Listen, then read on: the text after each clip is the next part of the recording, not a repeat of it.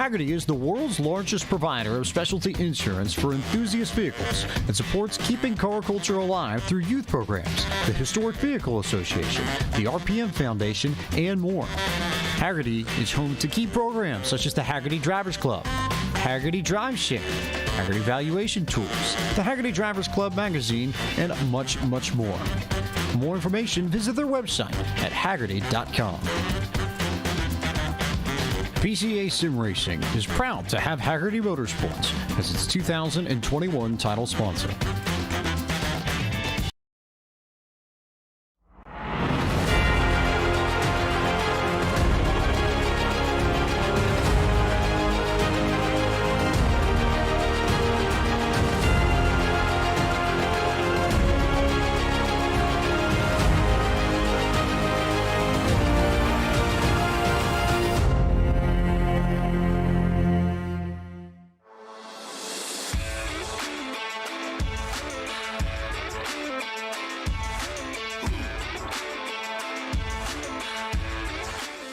Because no passionate fan base can avoid getting into a superfluous debate, the definition of a street circuit is often quarreled over among fans of road racing.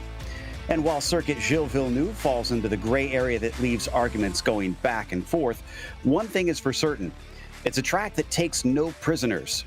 So whatever the drivers want to call it, they'll need to treat it with respect as we get ready to watch Event 3 of Series 7 of the PCA Sim Racing Series, presented by Hagerty Motorsports. Hi, I'm Joe Peak, and with me in the booth tonight is DJ Clark. Taylor Burris and Rachel Whiteford are reporting from pit lane, and up in the producer's booth we have Ryan Bauer, who is using cameras provided by Dougie Beard.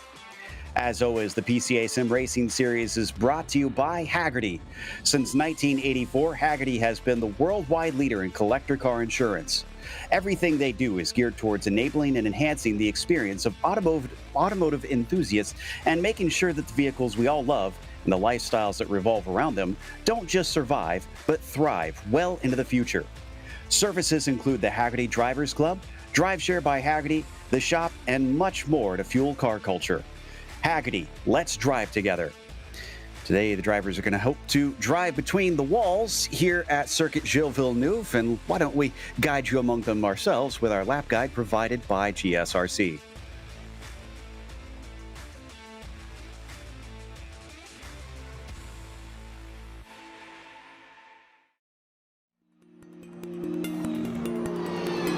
Welcome to Circuit Gilles Villeneuve. Host of the Canadian Grand Prix for over 40 years, this track's popularity among fans refuses to wane. Although it has gone through a few alterations in its history, the nature of its layout has remained pretty much the same. That nature, of course, is that its 14 turns are mostly chicanes, split up by long straights to add up to a 2.7-mile street course-like canyon of a track. These 4.3 kilometers are mainly made up of actual streets on the man-made Ile Notre Dame, though portions are specifically built for the racetrack. But whether or not fans consider it a true street course, the close barriers that line the majority of the track don't care what you think. Places like the exit of Turn 4 and Turn 9 frequently collect the greedy. But these pale in infamy to the notorious Wall of Champions. Named for its penchant to collect F1 World Champions, the corner itself is called Quebec.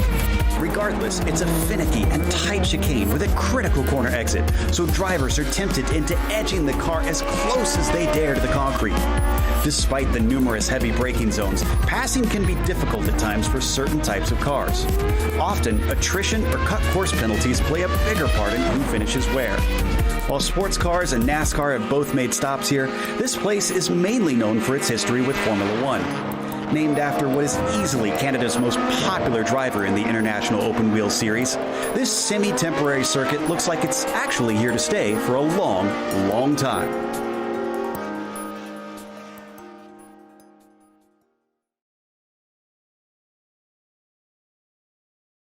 Well, DJ, we've got GT3 cars out here instead of Formula One cars, so what's it going to be like trying to tackle this place?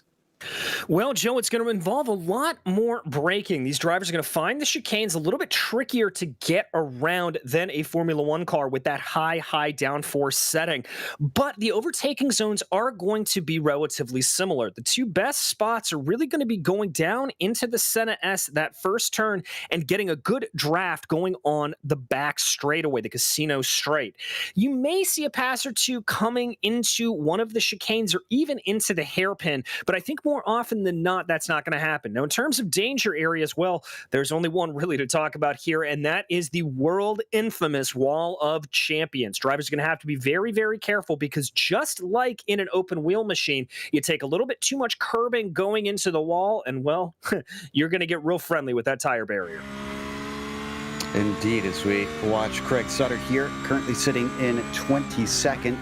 Actually, last car on the timing sheets right now. That first lap was well off the pace, unfortunately, so he must have had some kind of mistake himself as he comes down towards Lepingle. And let's see if he can get a good exit off of here. You know, Rachel, we often talk about certain tracks being kind of stop-start. I think this one pretty much epitomizes that. Yeah, absolutely. And this track stops and starts more often than my digestive system after too many Timbits. It's a very undulating and varied circuit here, and you get a lot of that street course feel. Now, of course, this is the island that hosted the World Fair at one point. It is right next to where they hosted the Olympic Games, which is pretty useful because these guys are going to feel like they're in a bobsled run, which will only really apply to one guy in the pro race who might be good at that, but it's constant turning, it's constant shifting direction. You feel like you're in an absolute flow, even though it is very stop-start. And the track requires a lot of attention, but when you get used to it, just like poutine, everything works out. I got used to poutine pretty quick, to be honest. Says tasty stuff as we see Kim Frick, and now we go to Bruce Roby here in 12th place. Garrett Taylor has the provisional pole. And they only get 2 laps around here. Looks like Bruce has actually finished both of his. Trying to see if we have any others that can set a time. I do see Kessel, and looks like Frederick Chin. Oh, actually, Frederick Chin's going to have a rough day because he has not set either of his laps. Both have been deleted, unfortunately, for car 25. Well, that is going to make life extremely difficult. And speaking of difficulty, Taylor, I know that the drivers had a hard time with Barber, but this seems like they just keep upping the ante. Well, this is what the PCA is all about, is just challenging these drivers to the absolute limit to let them see what they can do at some of the most interesting courses around the world. We've seen that since the inception of the PCA, where we've taken a lot of the greatest American road courses. Then as the series progressed and more drivers got involved, we started to spread out globally. So this track here at Circuit Gilles Villeneuve is going to be an interesting opportunity for some drivers who never made a start in the PCA at this circuit. We have done it in the past, but it's still one to really a driver that will have to come out on top and make sure that they have practiced, that they've tested, and listening from some of the drivers as well as some of the administrative team. It's been a difficult challenge for some of these drivers since coming out here to practice. Well, looks like Adam Spence having a pretty good time. He improves on the second lap, but stays in P8. Seeing if we've got any others yet to complete their qualifying. And fortunately, it looks like we are all done with that. So our drivers have gotten out quick and try to wrap those up, which gives us some time to go and look at the championship. And here in the Challenger class, with 2 rounds done, those who need their drop weeks have already found them eaten up by Barber in a lot of cases. As you see, Garrett Taylor and Drew Kenny tied there at the front. In fact, look at that, is first, second, and third all tied there between P1 and P6. Kenny, Starkey, Garcia, Pippin, and Bergzone. From there, it starts to finally split up a little bit among a few drivers that managed to get some bonus points to separate themselves until you get to Kessel and Burgoyne tied for 9th and 10th position. And DJ, we've watched plenty of races here with all different types of cars trying to tackle this track. There's always the the worry of a potential track blockage, where's the biggest places that you could see that being an issue today? Well, I think especially right off of the start, coming out of the Senna S, the way the corner kind of just crests up and over the hill, very, very easy to spin the rear tires as you're coming through the second part of the turn. I could see one there. I could also see one in the second set of chicanes. You've got to carry a lot of speed into there, and if you get it wrong, you have a tendency to sort of bounce across the track a little bit. So those are the real two areas that I could see it happening. Outside of that, you're not really going to run into that many problems with the necessary track blockage, although we could have a little bit of a problem once they come through the Wall of Champions. Let's cross our fingers that everybody's able to get it through okay. And again, this isn't on the drivers. Even professionals have had big issues. You think back to Formula One year, coming through turns 4 and 5, and we saw Lance Stroll get into a big accident through there, unfortunately, really causing a checkup in the field. Qualifying now officially over, and only 3 of the 32 drivers failed to set a time, so that's a good sign there.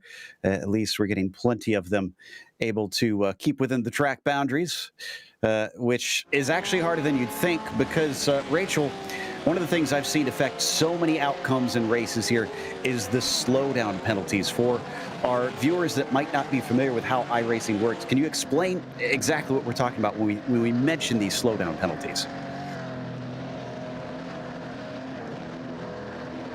And Rachel's a bit dumbstruck right now, so we'll head back to her in just a second as we see the drivers now head out on the warm-up lap.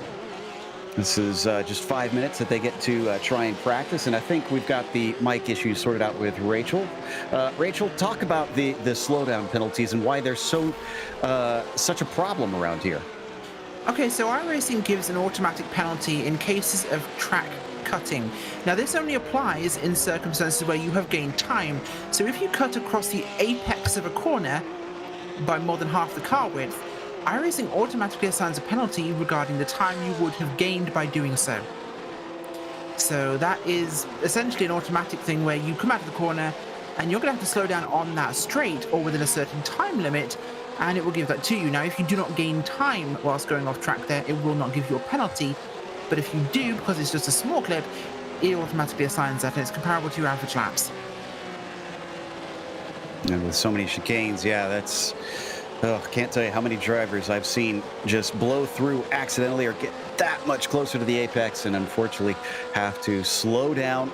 And sometimes it's even decided the finish right at the very end out of that Wall of Champions that you see there coming down to the finish line, which is a little bit late. Makes for an exciting dash to the line between our drivers. Taylor, I always like to lean on you a little bit here because you've got so much experience in this series and you know these drivers quite well. Who do you think has perhaps the best chance here tonight? Well, one driver who is actually a new competitor here in the PCA has to go to Garrett Taylor. We saw how dominant he was at the last round at Barber Motorsports Park.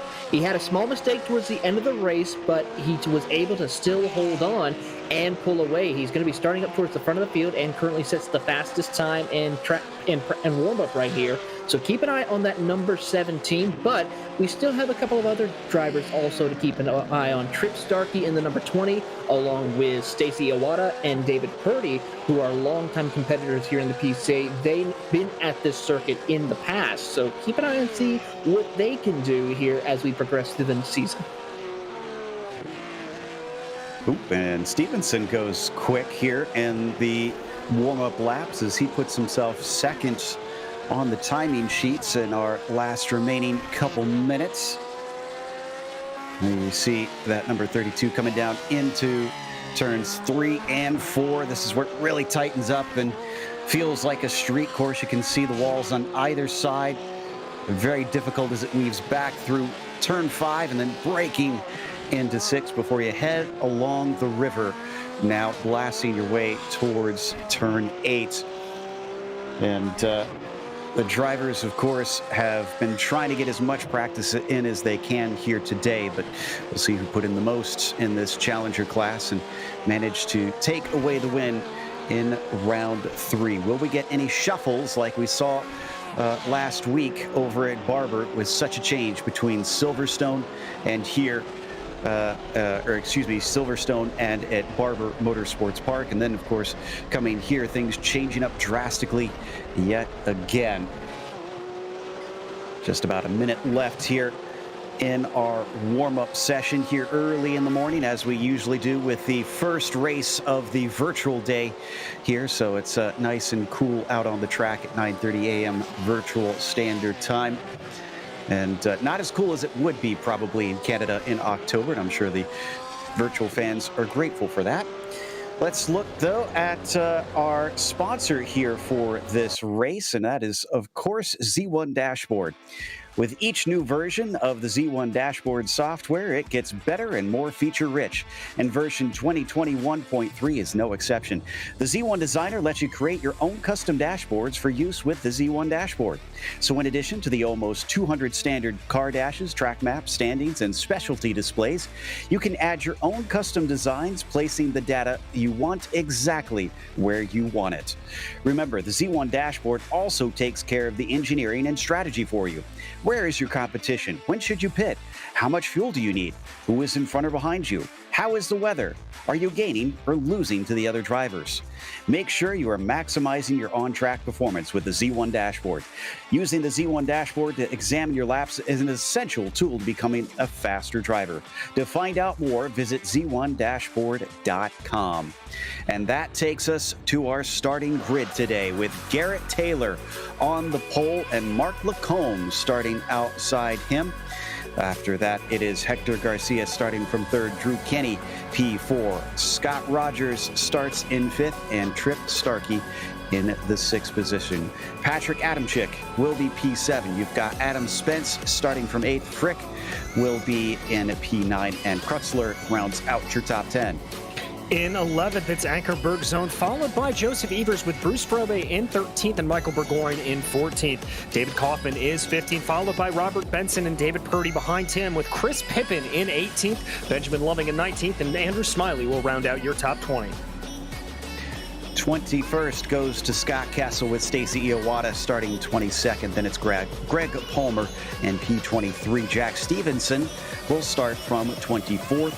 Quarter century mark goes to Craig Smith. To his outside, it is Craig Sutter, and Freddie Lopez starts in 27th. Then it is Thomas Briggs and Daniel Dugas who round out our qualifiers. Wardle, Chin, and Isle round out the fields of 32 here today. Highest Canadian trying to win on home soil is Patrick Adamczyk here, starting from 7th. What can he do from there to try and challenge our front runners? This is a place that throws up unusual results. It sees its first-time winners in real life. Could we see a first-time winner out here today? As they come out of the wall of champion chicane, looking for the green flag. Taylor is a little bit ahead, and the green flag is out, and he gets checked up. Here comes Mark Lacombe around his outside. In fact, 3rd and 4th are going to try and go past him as they go 3 wide, and we immediately see all of them spinning, taking out our leader, and this means potentially we could get 4th place going to the lead. No, Adamczyk gets held up, and Scott Rogers has to try and come around. Here comes, no, it's Adamczyk getting by Starkey there. So Adamczyk up into 2nd on the first couple corners. Absolute calamity there in the Senna S. Joe, a big kerfluffle, but now we are able to get back and going, and as you said, Trip Starkey really looking like he was going to be able to make a press of the advantage there, but not able to take full advantage of it. Oh, that's Starkey off a little bit, getting into the side of Adamczyk. Adamczyk now having to check up, and Scott Rogers maybe looking for a little bit of a move. Ooh, domino effect down the field as everybody had to slow up. Thankfully, no further incidents there. But it looks like Garrett Taylor did suffer enough damage that he had to take a tow. And I also see Gordon Wardle slow coming out of turn 4. So he must have hit the wall. Otherwise, I think we're able to keep most of the drivers still going down into Lepingle. Somehow in that craziness, Mark Lacombe has gotten himself in the lead. And he did that by just avoiding the best that he could. Obviously got a big thwap coming through that opening lap incident. But now here comes the draft train as they come down the casino straight and get their way ready to go into the chicane before the Wall of Champions. Now, the big thing here is you don't want to be going side by side into the chicane. That's really only a one-way. Oh, Lacombe into the pits. And I think he may have been given a black flag of some sort here. Unless he got some damage from that hit. This means Trip Starkey is now your leader. Adamczyk back into second as they break into the Senna S once again. And it looks like behind them, Scott Rogers trying to size him up as well. Adamczyk gets a great launch off the corner, tries to come down the inside into turn 3, but has to back out of it. Yeah, not able to make it work, and that's going to allow for Trip Starkey to start to pull ahead here a little bit to the tune of about 0.4 of a second as we've got Rogers and Spence battling it out, and Adamczyk trying to take another move, but we're going to check a replay here, Joe. I think this is going to be on the start that we're going to watch here. Sounds like this started with Kenny potentially, and definitely was somewhat kicked off by our pole sitter. Coming from the front, Taylor, you can see way too far ahead, started the 3-wide situation, and that just unfortunately caused drivers to tip into one another. Unfortunately, our pole sitter going right into the tire barrier because of that. Yeah, a bit of a big calamity there, but we're able to get everything nice and settled back down here. All of our leaders now starting to find where they are as we ride on board right now with David Krutzler as he makes his way around the NP5. Had a little contact between Purdy and Loving back in the pack. They both get going as well. Drivers trying to find their feet here on the island. Unfortunately, some are falling off of it in the same time as we watch from the back bumper of Trip Starkey. He's got himself a gap now on Adamczyk, so it's looking a little steadier for him. Yes, it does. A little bit more calm now. A little bit of moves there in the back. You can see jump drivers trying to be a little bit defensive, trying to make the break the draft going down the pit straight.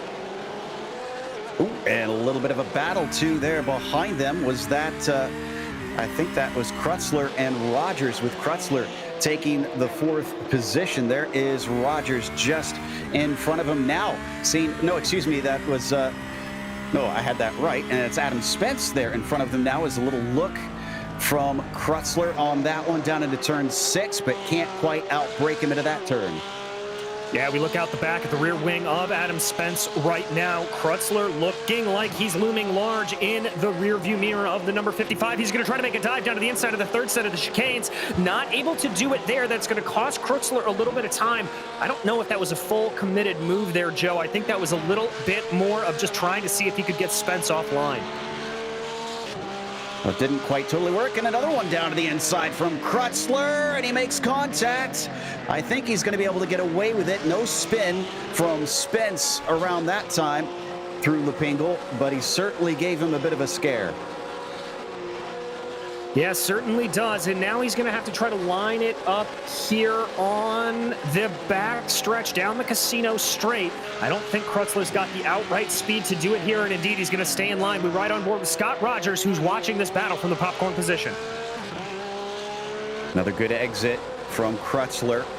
And once again, he's really trying to get in the mirrors of Adam Spence. Pretty much every braking zone he's been showing his nose, and he finally shakes him as Spence goes way wide, but the cut back around is going to be tough to execute on.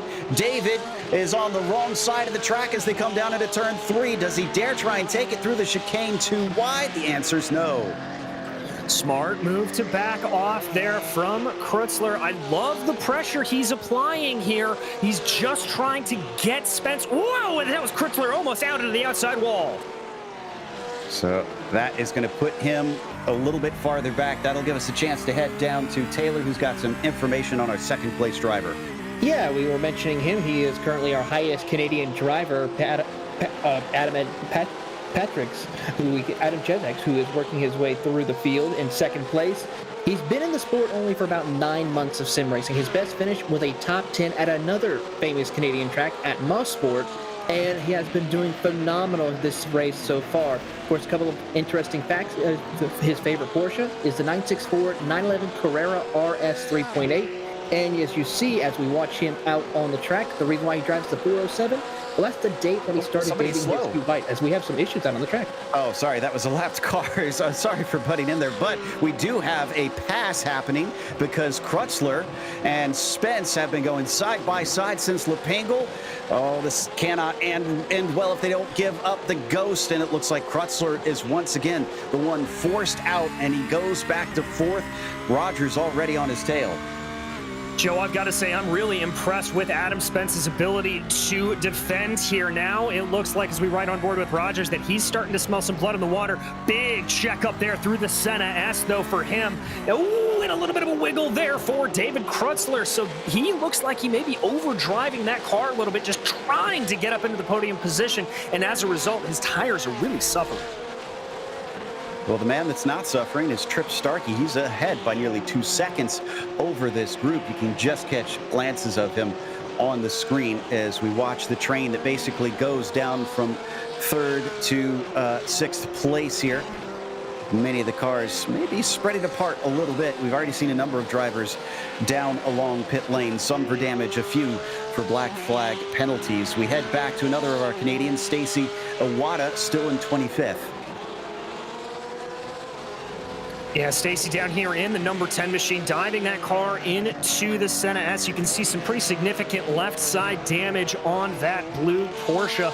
I don't think that's enough to slow him down too much. Jumping up here, Chris Pippen, one of the stars of last week, had a really, really good run. That right ahead of him, that is Kaufman and Evers, as they look like they're trying to get a little battle going. Yeah, Adam Lepingle once again.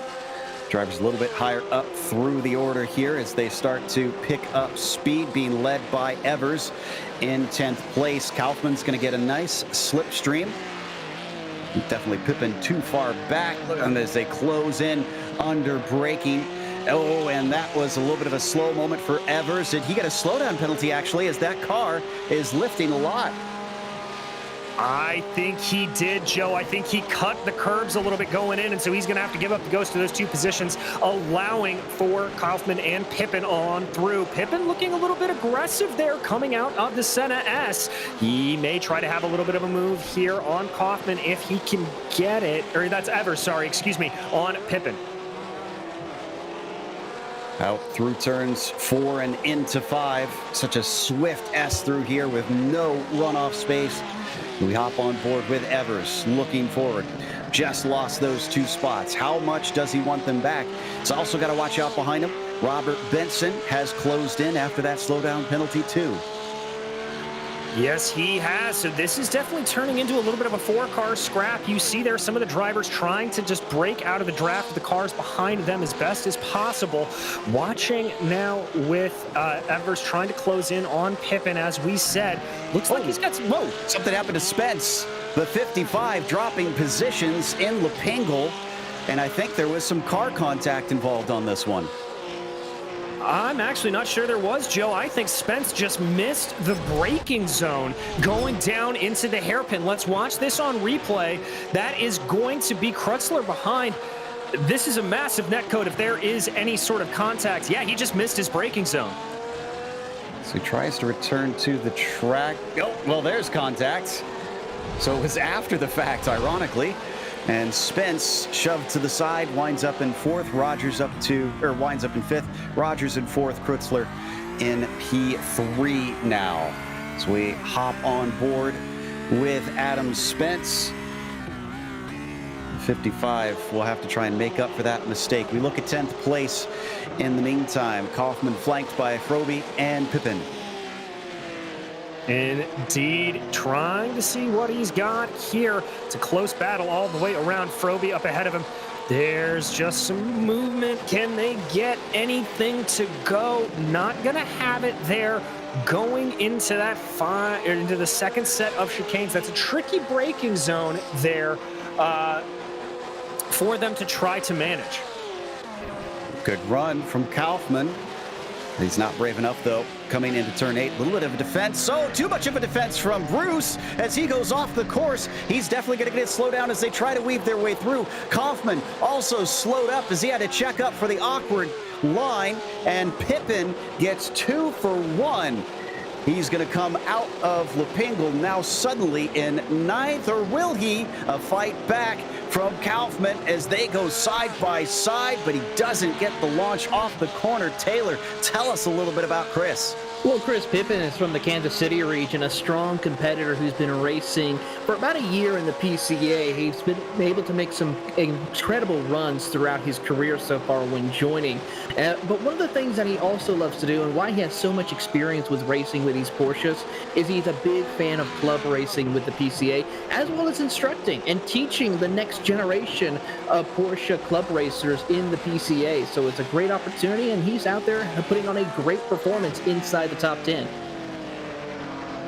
With all these slow corners, I have to wonder, Rachel, we talked about the stop-start nature of this track.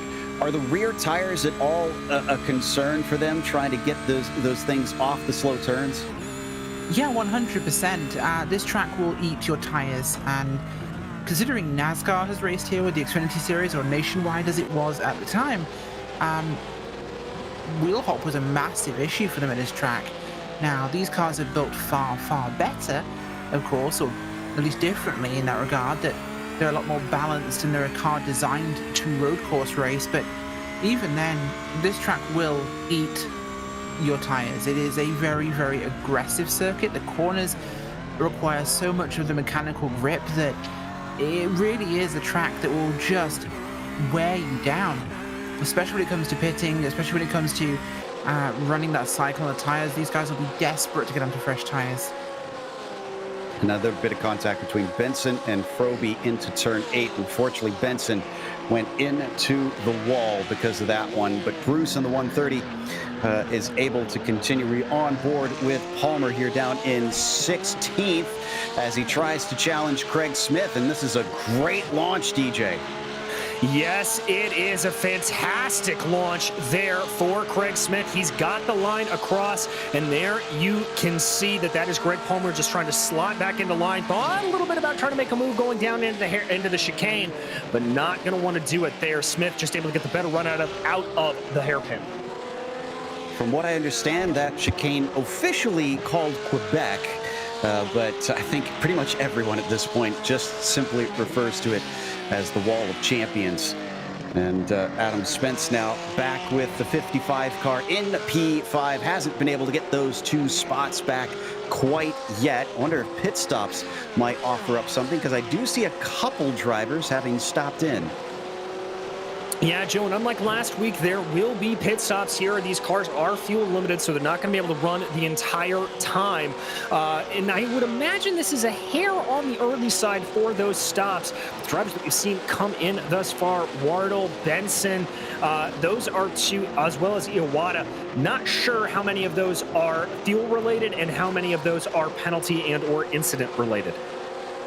I just heard another one coming in, Benjamin Loving, but this is for a black flag, unfortunately. So the 68 has been given a wag of the finger, it seems.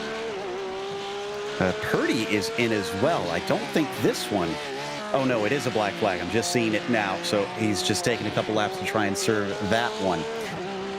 Continue to watch now from Mark Lacombe. Started from the pole, and suddenly the 30 just finds his car way down the order. At best, I think it's looking like maybe 20th to 15th or something. It all depends on what his pace really merits. Yeah, well, looking at his times right there, I'm not sure what he's going to be able to get. He's running his best time out at about a 1:36, which is matching, but he's just stuck behind so many slow cars here at this point. Jumping back to the hood of Adam Spence, it looks like he's been able to gain a little bit of time on Scott Rogers ahead of him. He does have to be careful. Drew Kenny in that Rainbow Warrior machine behind him is definitely stalking in the tracks. They would look out of the rear view wing of Scott Rogers. Kenny is one of the ones that got tripped up by the 3 wide into the Senna S on the first lap. Didn't fall too far back, it seems. Still in 6th place. He went flying and spinning around here as we watch from the reverse view of the Cobra Kai car. And Drew Kenny actually getting closer and closer to Spence as they break down into Lepingle once again. Let's see how good of a launch this is going to be. running the car out wide on the exit of that hairpin. That's exactly how you want to do it. Try to carry momentum. Kenny obviously closer here than Spence is to Rogers, but I don't think it's quite enough to get past him. No, just a little bit too far back down along the rowing lake and then onto the main straight. As we watch them come towards turn one once again, let's head down to Taylor. You've got some information on Kenny. Yeah, Drew Kenny has been sim racing for about 10 years. 3 years of that has been here with the PCA, so he's been pretty much in since the inception of the PCA. But of course, Drew Kenny, after having some issues, trying to see with this rebound he's trying to do is certainly going to be important for him. He's going to have to channel like his favorite Porsche driver, Peter Gregg, and work his way up through the field as you ride on board with him. And, of course, he has his cat named Mo with him, trying to help him work his way up through the field as well, so keep an eye on that. What if he has two others named Larry and Curly? Meanwhile, the Rainbow Warrior still looking to try and catch up to the 55 and keeping them honest. Although the 55 would really like to catch the train in front of them. 3 cars now getting closer in the line. Rogers, Krutzler, and Adam Chick closing in. I mentioned the rowing lake. The history of this circuit really is impressive, Rachel, considering how many events have been held here along with the racing on top of it and how much the track has changed too. Yeah, it really has. Of course, this takes place in the park here in Montreal, and overall, this place has seen a lot of history. I mentioned the World Fair, but of course, it hosted the rowing events for the 1976 Olympic Games, the first Olympic Games in Canada, or summer games at least, rather than the winter ones, which have happened here a few times, because Canadians and snow mix very well. But this place has had a lot of things going on. Of course, this is on the, oh gosh, my brain just did a skip, but it's the Ile Notre Dame. Yeah, Ile Notre Dame in the St. Lawrence Seaway. That's the one. I get those two mixed up half the time. Down here in beautiful Montreal, which used to be the biggest city in Canada, but is now second biggest to Toronto, which I'm sure starts some fights between the Canadians around the place. But no, this track has had a lot of history, hugely in Formula One, and of course, most famously, 2012, I think, is one of the most famous events that happened here for F1, where we had, of course, a multiple hour, nigh on 8, I think it was, delay for torrential rain, where the St. Lawrence Seaway tried to join the race. Yeah, in fact, I think, DJ, you were at that race getting to see it in person, were you not? I was indeed. I was sat with my father with right about the view you're looking at on camera from that exact grandstand, and we sat through the torrential downpour, and it was one of the most spectacular races I have ever been able to see. Highly encourage anybody who gets the chance to come to this race to do it. You will not regret it. I do have one thing just to add before we do move on. I hope this is something you'll never have to do, but DJ and Joe, I had to listen to the BBC commentators fill time by discussing a duck on the track for at least an hour of the BBC broadcast. So if you can match their standards of talking utter crap, I will be very impressed. That had to have been foul to go through. But meanwhile, as you set it up, Adam Chick is starting to be caught by Krutzler, as well as Rogers and Spence coming down into turn 3. Patrick, remember, qualified in 7th, so he might be a bit of a cork in the bottle here. It's starting to catch up to him, metaphorically and literally. Yeah, it very well may be. It just looks like that car doesn't have quite the speed that he'd like, but that's a wide exit there from David Krutzler. I think Scott Rogers is smelling a little bit of something here. Gonna try to come in here. This is the last chicane before they get to the hairpin. It's a little bit tricky to make the pass through here. Not that Rogers wasn't looking for it, but that's gonna check him up a little bit, maybe into the arms of Spence. Great exit from Patrick. Krutzler now looking in his mirrors as this 737, looking left, looking right, comes back to the racing line, decides not to take it quite yet. Oh, but he turns in very early. That's going to make him susceptible potentially to Adam Spence, who looked like he was trying to square it off, but no dice. Everybody stays even. Yeah, that's one of the pitfalls of that final hairpin there, Joe, is that you've really got to get it perfect to even hope to have a move going down into this final chicane. Now, let's watch the way that they all handle this, because we oftentimes see more passes on this pit straight than we do on the back straight. Everybody looks like they've got it relatively okay, though, so I don't think we're going to see any crazy moves here. Ooh, there's a duck out to the inside for David Krutzler. I think that's just a little bit of a mind game there for the 74. However, it's time to bring you the Midway Race Report, brought to you by Z1 Dashboard. With each new version of the Z1 Dashboard software, it gets better and more feature-rich, and version 2021.3 is no exception.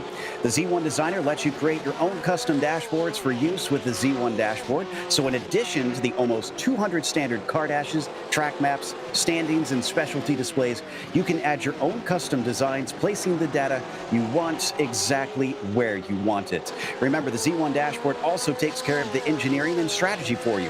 Where is your competition? When should you pit? How much fuel do you need? Who is in front or behind you? How is the weather? Are you gaining or losing to the other drivers? Make sure you are maximizing your on-track performance with the Z1 Dashboard. Using the Z1 Dashboard to examine your laps is an essential tool to becoming a faster driver. To find out more, visit z1dashboard.com. Rachel? Thank you very much, and here we go. Midway race report for us now. Trip Starkey leading the way in that 20 car from the Rocky Mountain region. Started 6th, survived the chaos of lap 1. Now leads the way in that tartan monstrosity. What is that? That man is brave. I'll give him that. Second place is Patrick Adamczyk. David Krutzler here in the 74, Suncoast, Florida region of zone number 2.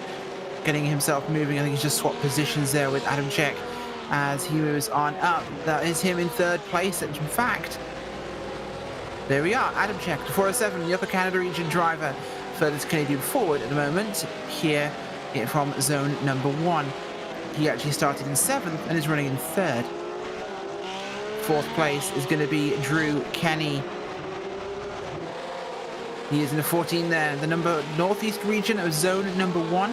Kenny is one of the few that survived and held this position. He started 4th and he's running 4th. 5th place is Scott Rogers of the Rocky Mountain region, zone number 9 in the 737 machine. Very busy but beautiful there, red,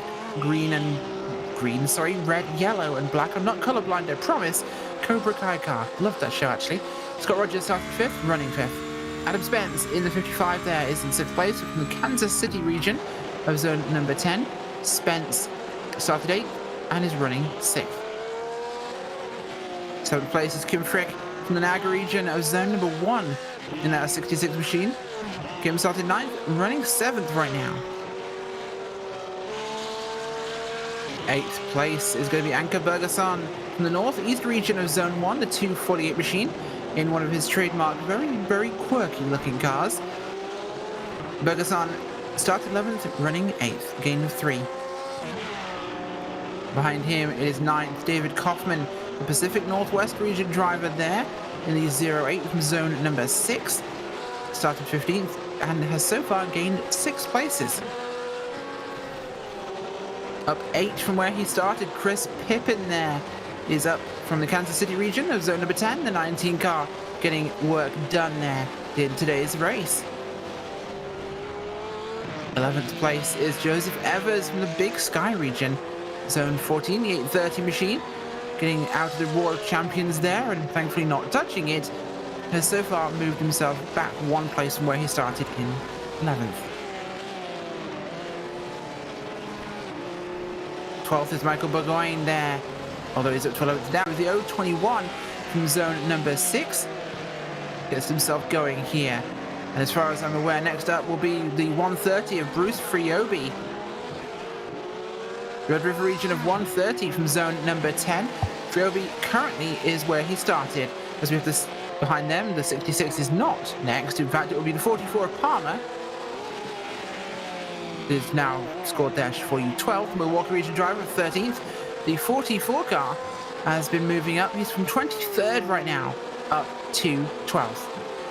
With that, it's the 4 of Thomas Briggs.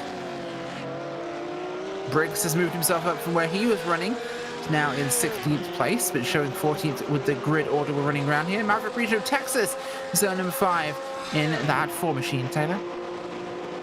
As we move on to the 16th position, we'll find Robert Benson right there in car 71. The Rennsport region Canadian driver has been in the PCA for 25 years as a driving instructor, having a strong performance here in that Falcon tire paint scheme. 17th, we will find the 25 of Frederick Chin from Las Vegas region. He is an avid photographer and having a decent night in that number 25 Porsche.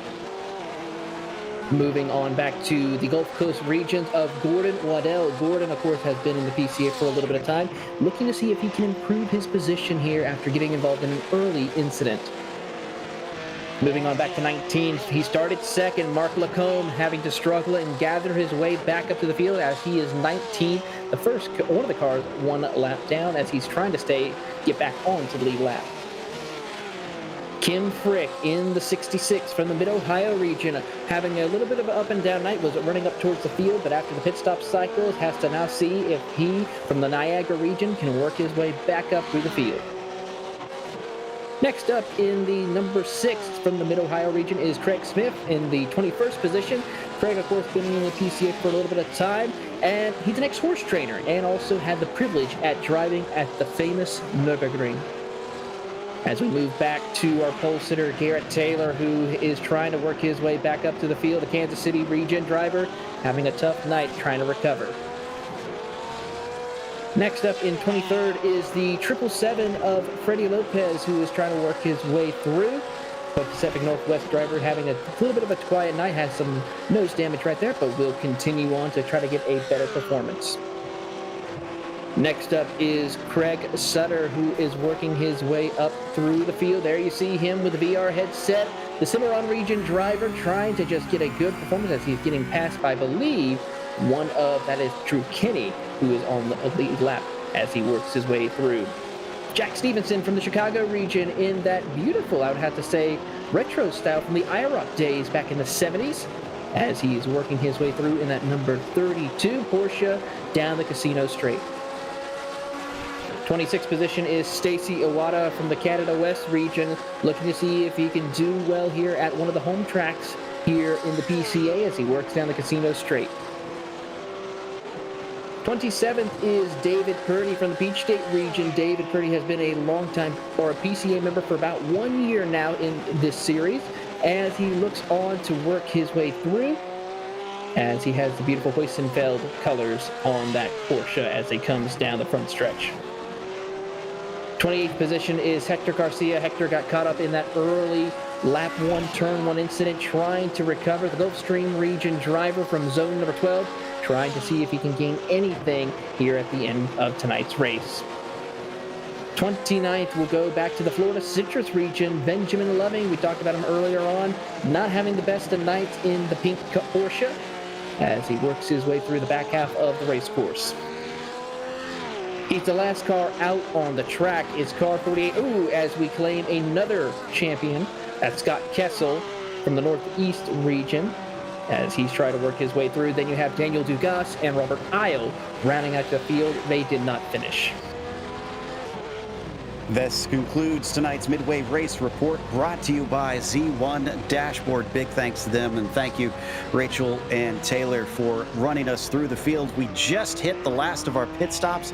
Scott Rogers gives up the lead and heads in. Bergson, Kaufman, Starkey, and Evers also in pit lane.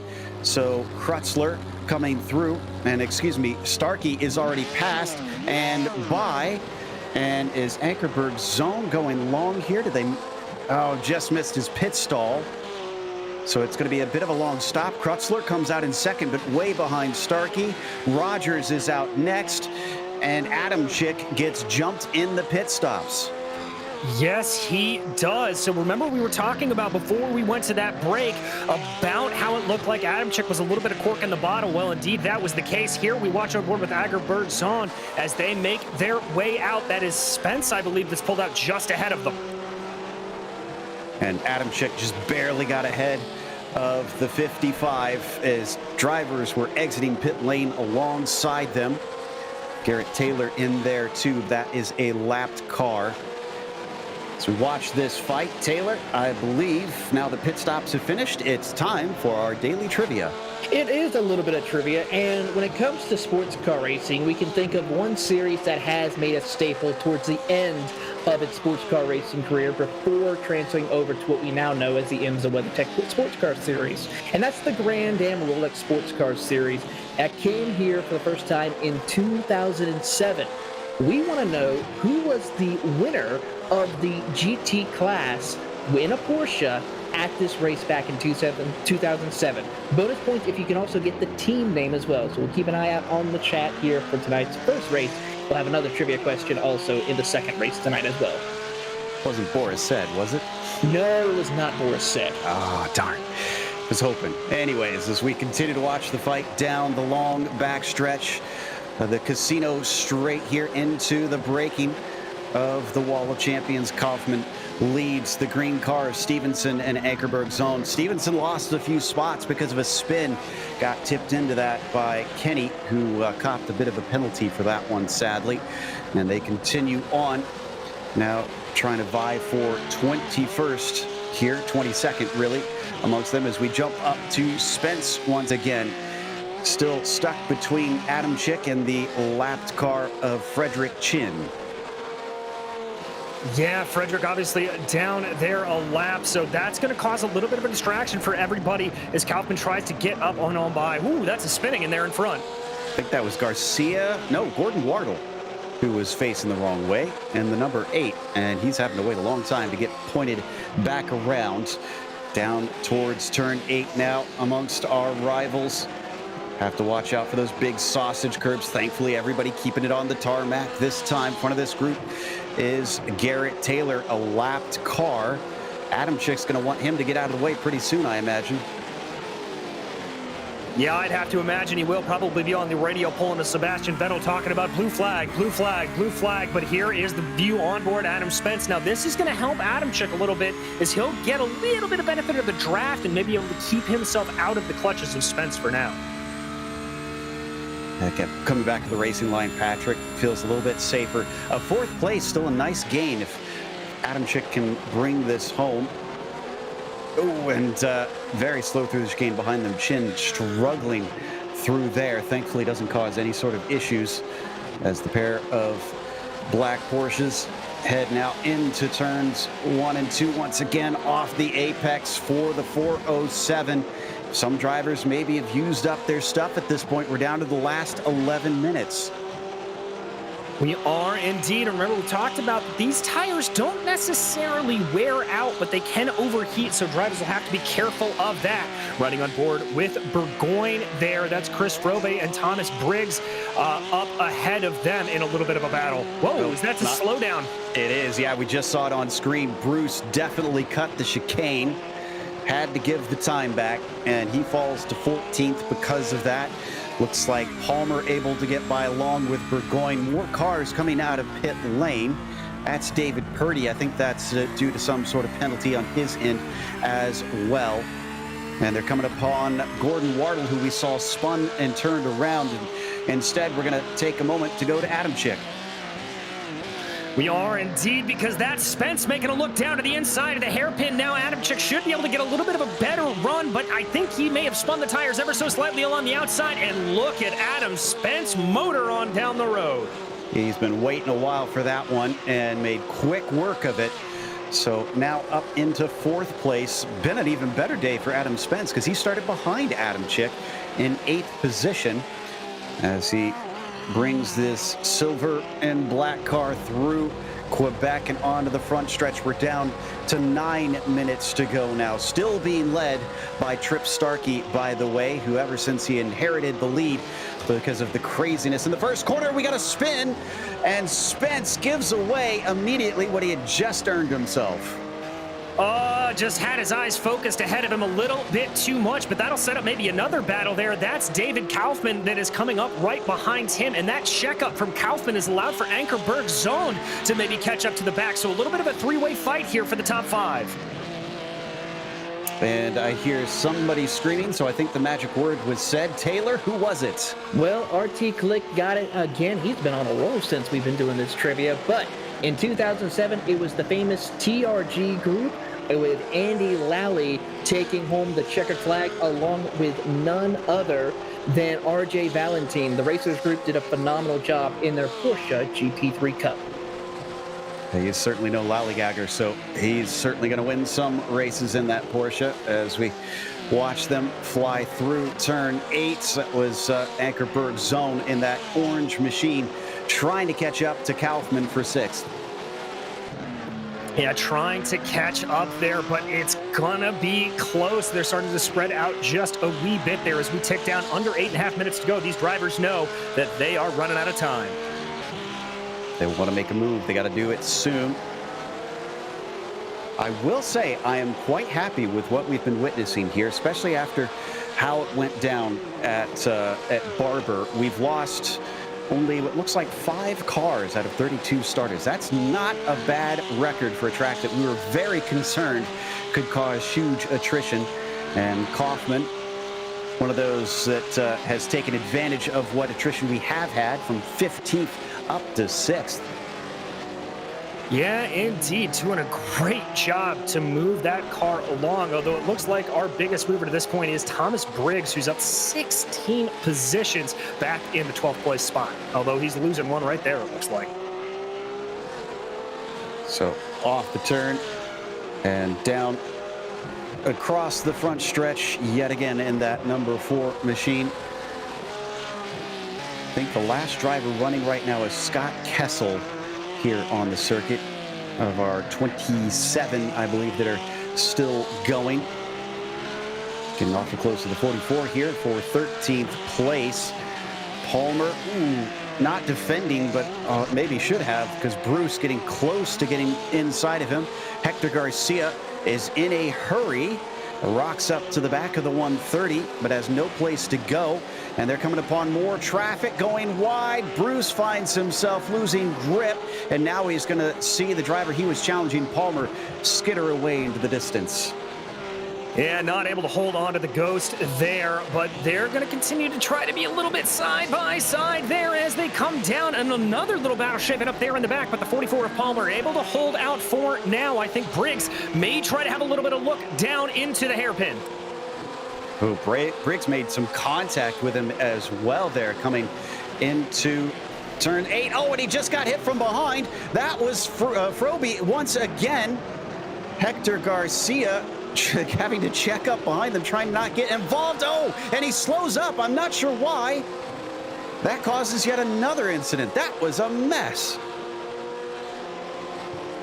Indeed, Joe, that was a real schmozzle there as everything's starting to fan out a little bit and hopefully calm down for these drivers battling around the 14th, 15th position. But we are going to check back on that battle for the top 5. Ankerberg's zone not looking like he's able to catch up here to David Kaufman as soon as I say that, though. Good on the brakes into that second chicane. We've got Taylor standing by as well with some information on Bruce, who's been having a heck of a day. I think so. I think Bruce might need to be getting himself a helicopter to maybe get a little better look at this track because, in fact, his family invented the first helicopter here in 1937. So he might have to get a little bit better upgrades to see what that can help him out, get a better scope of this track. I think that was the first Canadian-made helicopter is what that family invented years ago as we come down to 3 with the onboard with Mark Lacombe. And he's trying to give chase on Robert Benson, just ahead by 0.3 of a second. 5 minutes left on the clock. We look over the rear wing of Benson. Benson looked like he ran a little bit wide there on the exit of the second set of chicanes. And now it looks like Lacombe may have a little bit of speed coming in behind him. Is he going to try for anything? No, he's going to back off into that third chicane, just try to set him up for maybe a run down into the hairpin. Side by side. Who's got the better brakes coming into there? Could we see an over-under from Benson? Round the outside. No, he's going to go deep on it. He thinks he can try to go the long way around. And as Mark Lacombe tries to fight back, the drag race continues. Indeed, this is the never-ending battle here. They are just about side by side, with Lacombe having a little bit of an advantage, and he's going to have a full advantage now by the time they get under the bridge. We ride on the hood of Robert Benson here. Backs out of it, not willing to try it quite yet. That's Scott Kessel in front of them. Hopefully he's aware of the battle happening here behind. They've got some distance back to Craig Smith, who is the next one down in 16th place, braking hard into the center chicane. Oh, a little bit of an off from Kessel. Can he get out of the way? He's going to stay wide, but this compromises the line of mark. It does indeed. So let's see. They're going to try to go. I think Lacombe's got it. Yeah, there he is. He's going to be nice and clear on through. Oof. Could have been a lot worse there for the 30. Benson could have had a great opportunity to try and use that lap car as a pit, but now he's going to try to make quick work on him as we look at our leader, Trip Starkey, 4 seconds ahead of Krutzler. And just been having a beautiful day in the park here in Canada. Avoided all the melee at the beginning. Hasn't really been challenged since the early stages. Back to Benson now on your screen, with Kessel ahead of him. Still hasn't lapped that car, and this is putting some serious distance between himself and Lacombe. Yeah, definitely is there as they pull out of the hairpin, just trying to get that away the best that he can. We follow there the 71. Benson just trying to catch up behind, but Lacombe putting those lap cars in between them, making it very, very hard for that teal, let's call it a teal Porsche, to be able to close in. That sounds about right to me. And though he showed his nose, Craig Smith can't quite get up to him. In fact, he slides the tires off the corner, and it falls backwards into Frederick Chin, who decides to lift. He's not fighting for position here. He's just trying to stay out of the way of his competitors. Instead, it is Bruce in the 130 that's wanting to try and catch up to the 6 car. Yes, it is indeed. There is Frobe trying to get up in there, able to get by a little bit. He's going to be going into that first chicane. And he's going to be clear of that lap car, it looks like, for now. 2 laps to go for Trip Starkey. Crossed the line with about a minute 45 left on the clock. This is Adam Spence in the meantime. Has he caught up to Adam Chick again? He has. Wow, so the pace for Adam is actually pretty good, because how far back did he fall? He definitely fell back, I believe, behind Ankerberg's zone, so at least down to 7th or 8th. But yeah, look at the pressure he is applying here to Patrick Adamczyk, just right over the rear bumper of that 407 Porsche ahead of him, coming into that second chicane. There they go. Adamczyk feeling a little bit like he's feeling the pressure. He looks a little bit wobbly. He's right on top of him already. We already saw Patrick made a mistake into turn 1 on this lap. He's got to be smooth for the remainder of this race. Once they get the white flag, you know he's not going to be able to be. He blows turn 8, and the 407 has to fall to 5th. There goes Spence to P4.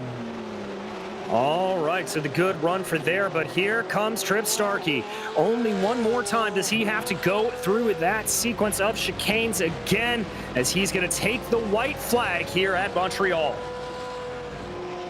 Club West driver is going to love this one. Goes a little wide down into turn 1 himself, but he's got some leeway back to Krutzler, who you have to give a lot of credit to for what he's been able to achieve here with what little time he's been running in the PCA Sim Racing Series presented by Hagerty. In fact, he still has his iRacing rookie license for what it's worth, but looking for wins and certainly going to be achieving a podium today as long as he comes home from this lap. Yeah, and you know, Joe, sometimes that rookie license can be a little bit of a misnomer. Guys will get involved in iRacing to specifically race in club and league events. And, well, you're seeing it here. That's exactly what some of these guys do. So it's a good run for Krutzler here.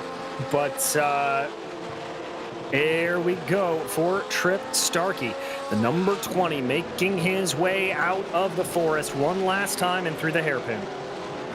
Indeed, and no losing the wind waving to fans here for Trip Starkey, as once infamously happened through there, just being let by Scott Kessel along the rowing lake. At this point, he's got to know he's pretty scot-free. Pit stop looked good, so we're not expecting him to be tight on fuel.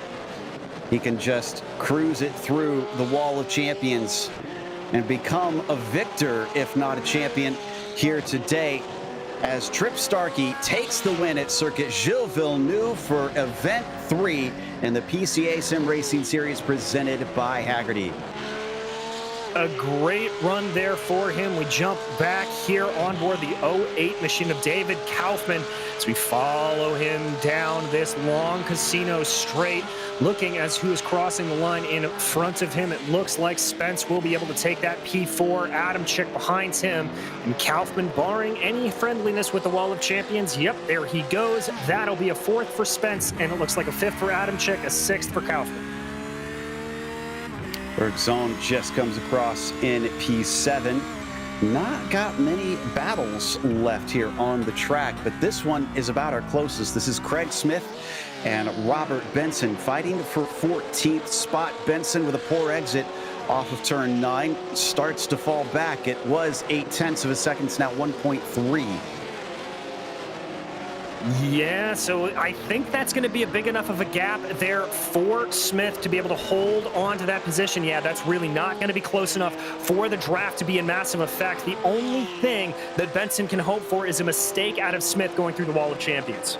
Looks like there's a telescope on the side of Smith's car. I wonder if he's looking for aliens here in the sim worlds. As the 6th car just behind the likes of David Purdy, lap down from him, cruises on to a 14th place finish. Benson just behind him, and Froby is going to be our last one through, being the last one on the lead lap. That means it's time to go through our finishing order here. Trip Starkey taking the win by about 3.5 seconds over David Krutzler, who came through the entry league onboarding process that they've recently initiated here in PCA and is already jumped up to the challenge. Wonder how quickly he's going to find himself potentially going to sports. Scott Rogers finishes 3rd rather, as Adam Spence P4. Still a good gain for both him and Adamczyk, who took P5. Kaufman was 6th. Then it was Ankerberg Zone in P7. Chris Pippin in 8th and Joseph Evers in 9th. Andrew Smiley had a quiet day, but he's got good reason to smile because he went from 20th to 10th.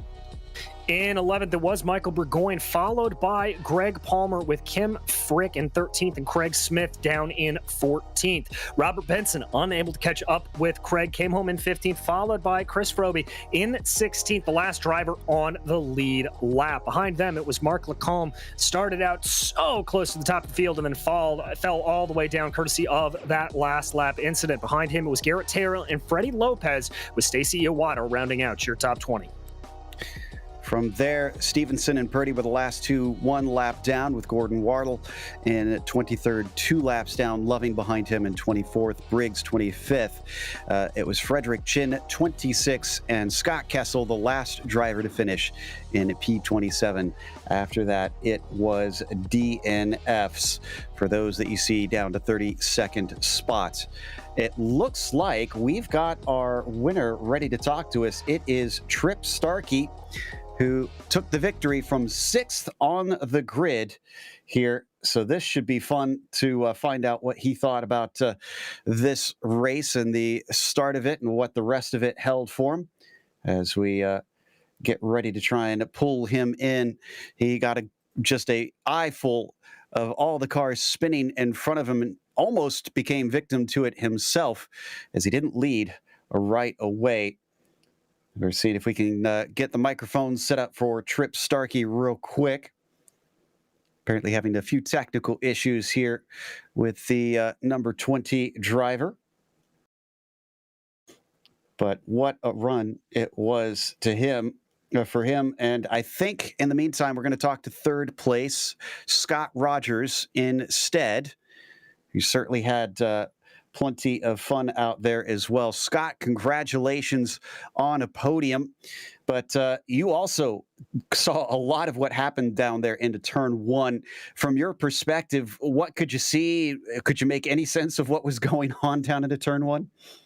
It was exactly what I expected, only I expected it to be me.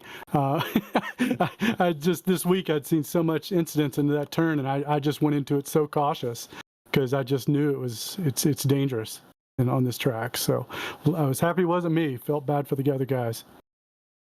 Yeah, that certainly seemed to have paid dividends. After that, though, how cautious were you for the remainder of the race? This is a place that can often bite people who go at 100% and flirt a little too close to the wall. So kind of what level were you running at? Probably 90%. It was certainly fun there. I mean, that race for second, I think there were 4 of us there just on top of each other. I can't wait to watch the replay, but that kind of got the red mist going. But I kept trying to keep my distance because the last thing I wanted to do was bump the guy in front of me because everybody was driving so well. Now, we had some mentions about your paint scheme there during the broadcast. Any special connection to Cobra Kai? Did you grow up watching the Karate Kid? You know, I just one day I was trying to think, what should I paint my car? And I'd watched Cobra Kai on Netflix and thought it was hilarious. And I just thought, well, heck, let's sponsor a car by Cobra Kai. And I had a lot of fun making it, and seems to get a lot of laughs. So yeah. Well done. We'd certainly appreciate it. Anybody you want to thank that helped make this third possible? You know, my wife, obviously, the patience to let me come down and do this, and my friends, Matt DeLosa, who supports me in this, and all the other great racers in this league. I really like this, and this has been a great use of my time. So thank you, everyone. That was third place Scott Rogers. As next, DJ has David Kritzler, who finished second from 10th. I do indeed, David. A really pretty remarkable, were able to run all the way up through there, and a lot of that was due to being able to avoid some of the craziness at the beginning. Talk me through your thoughts on that opening lap. Yeah, I knew I really didn't have the one lap pace here today, so I was just focusing on having a clean race, and that was my goal from the get-go. Well, and then from there on out, we saw you putting a lot of pressure early on to Adam Spence. You know, how much were you really trying to attack? How much were you trying to get in his head? Yeah, that was, I didn't know if I'd be able to make the clean pass, so I was just kind of fading in and out, trying to put a little pressure on him, and I think I got him going into the hairpin, and that was kind of my goal there. Well, and I do also want to offer you some quick congratulations, David. I know you came up through the entry league onboarding into the PCA Challenge. Talk me through a little bit of that journey. Yeah, it's been great. I've been around sim racing for quite a while, but never done anything league related or anything kind of competitive like this. So it's all just been kind of public rooms and having some fun, and this brings a whole new element to it. So I'm having a lot of fun with this. Well, we're having a lot of fun watching it, David. Anybody else you'd like to thank for this second place here today? Oh, absolutely. First of all, you guys, you put on a great show, Podium Esports, Z1 Dashboards, Hagerty, PCA, everybody involved, and hi to my family at home. So hopefully my wife is still watching. Well, I hope she is too, David. Thank you very much. That was your second place finisher here today, David Kritzler. And now, Rachel, I believe you've caught up with our winner, Trip Starkey. I certainly have, or Trip. Quite the trip today, in fact. 6th place to first. First off, tell me about the start of that lap, because you got catapulted right to the front from the get-go. I think we may still be having some small technical issues with Trip. Do we have you, Trip? We do not. So unfortunately, we'll not be able to get a chance to speak to our winner today in Challenge Class. Back to you, Joe. That's really disappointing, but remember, the racing is not over. We have more to come here with the PCA Sim Racing Series presented by Hagerty. The sport class is coming up in just a moment at the same track, so stick around.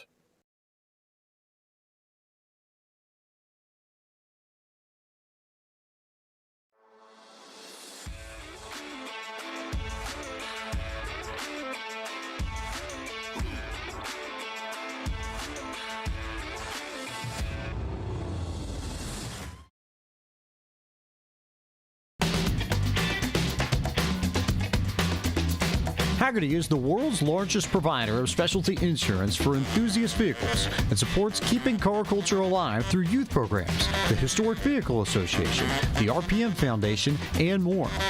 Hagerty is home to key programs such as the Hagerty Drivers Club, Hagerty Drive Share, Hagerty Valuation Tools, the Hagerty Drivers Club magazine, and much, much more. For more information, visit their website at hagerty.com. PCA Sim Racing is proud to have Hagerty Motorsports as its 2021 title sponsor.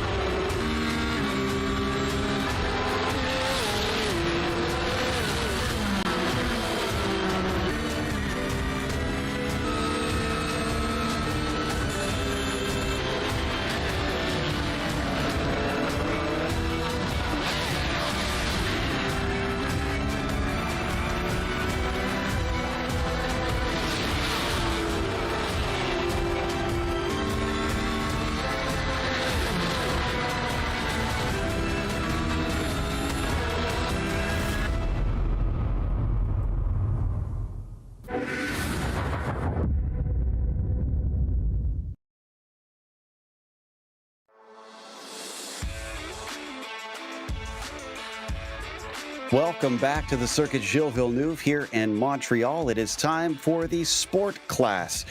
As we have finished up the challengers, it is time to look at the championship, of course, for these drivers now. 2 events into it, and Aaron Nations is on the point. A few less drivers tied up for this one.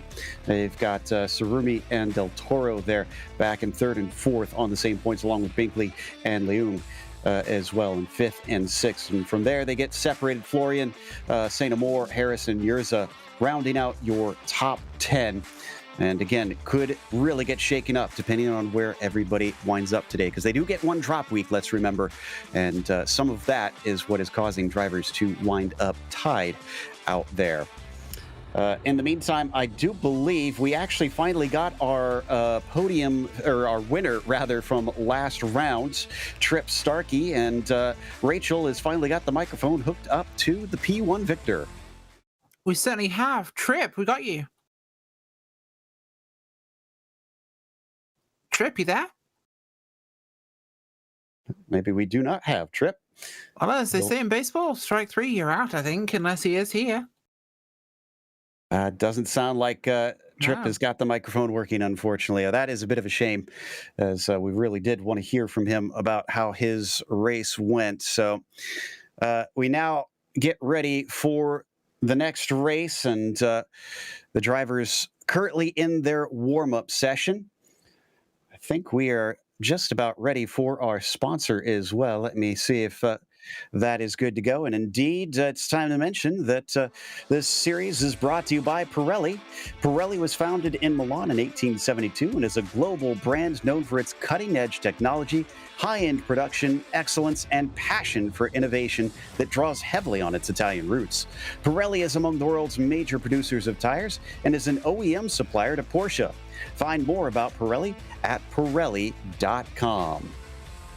That also takes us to the grid here for Event 3 in the PCA Sim Racing Series presented by Hagerty.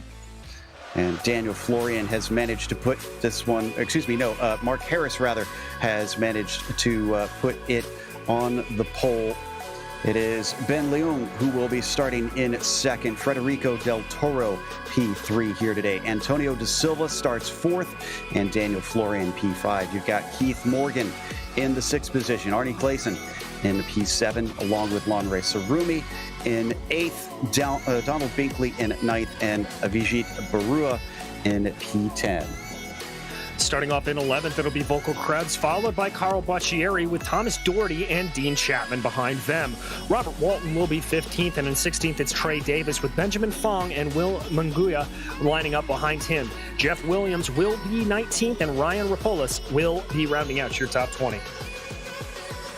In 21st, it is Henry Rogers with Adam Holland in 22nd. Bob Moore starts P23. From there, it's Edward Trepay in 24th. Andrew Hillman starts 25th, and Jean-Francois Saint-Amour, P26. James Bernard starts 27th. David Snelling, 28th. Last driver to set a time was Snelling, Brodigan, Castella, and Val Asensio round out your 31-car field here today, which are just about all lined up. Rachel, I have to admit, I was pleasantly surprised at the racing that we saw in that first round. I guess this goes to the sort of theater theory on a bad practice means a good race. I think it can do, and this track certainly lends itself that way, but let's be honest, the Canadians like their fighting on ice, not on tarmac.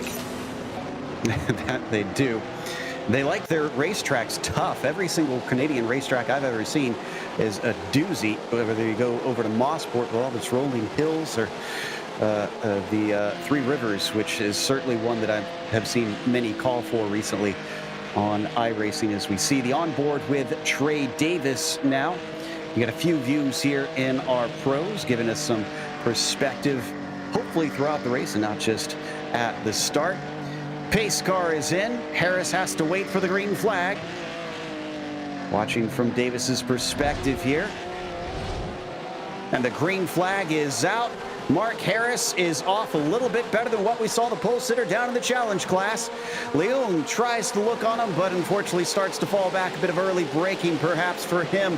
Del Toro to the inside, sideswiping to Silva. Another little banging of doors between them. And then here comes Morgan, trying to take advantage of it.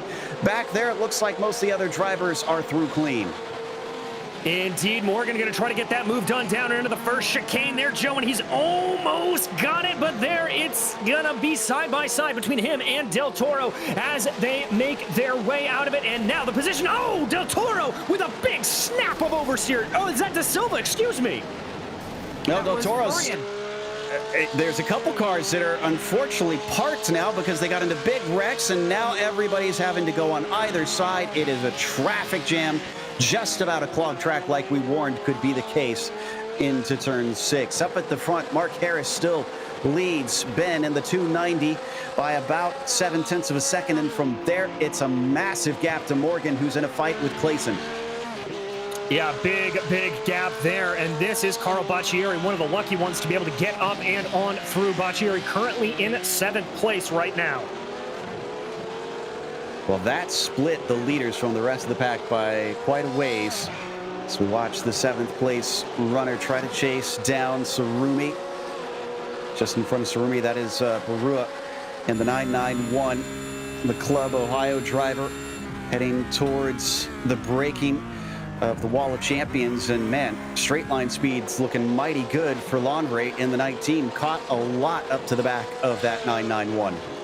Remember, Lanre had a great time out last time in Barber, so hoping to capitalize on that success here. We ride on the hood of that number 19 machine, catching down into the Senna S. Obviously, the car's Constantine a little bit under braking. Things now spreading apart between Morgan and Clayson in front of them. I think everybody kind of getting adjusted out there. Del Toro having to pit, I believe, because of a penalty, unfortunately, and I'm sure some damage involved in that as well. weaving their way towards turn 6 now. A little bit later in the afternoon. It is currently 12:30 here, virtual standard time, as we hop on board with Ben Fong.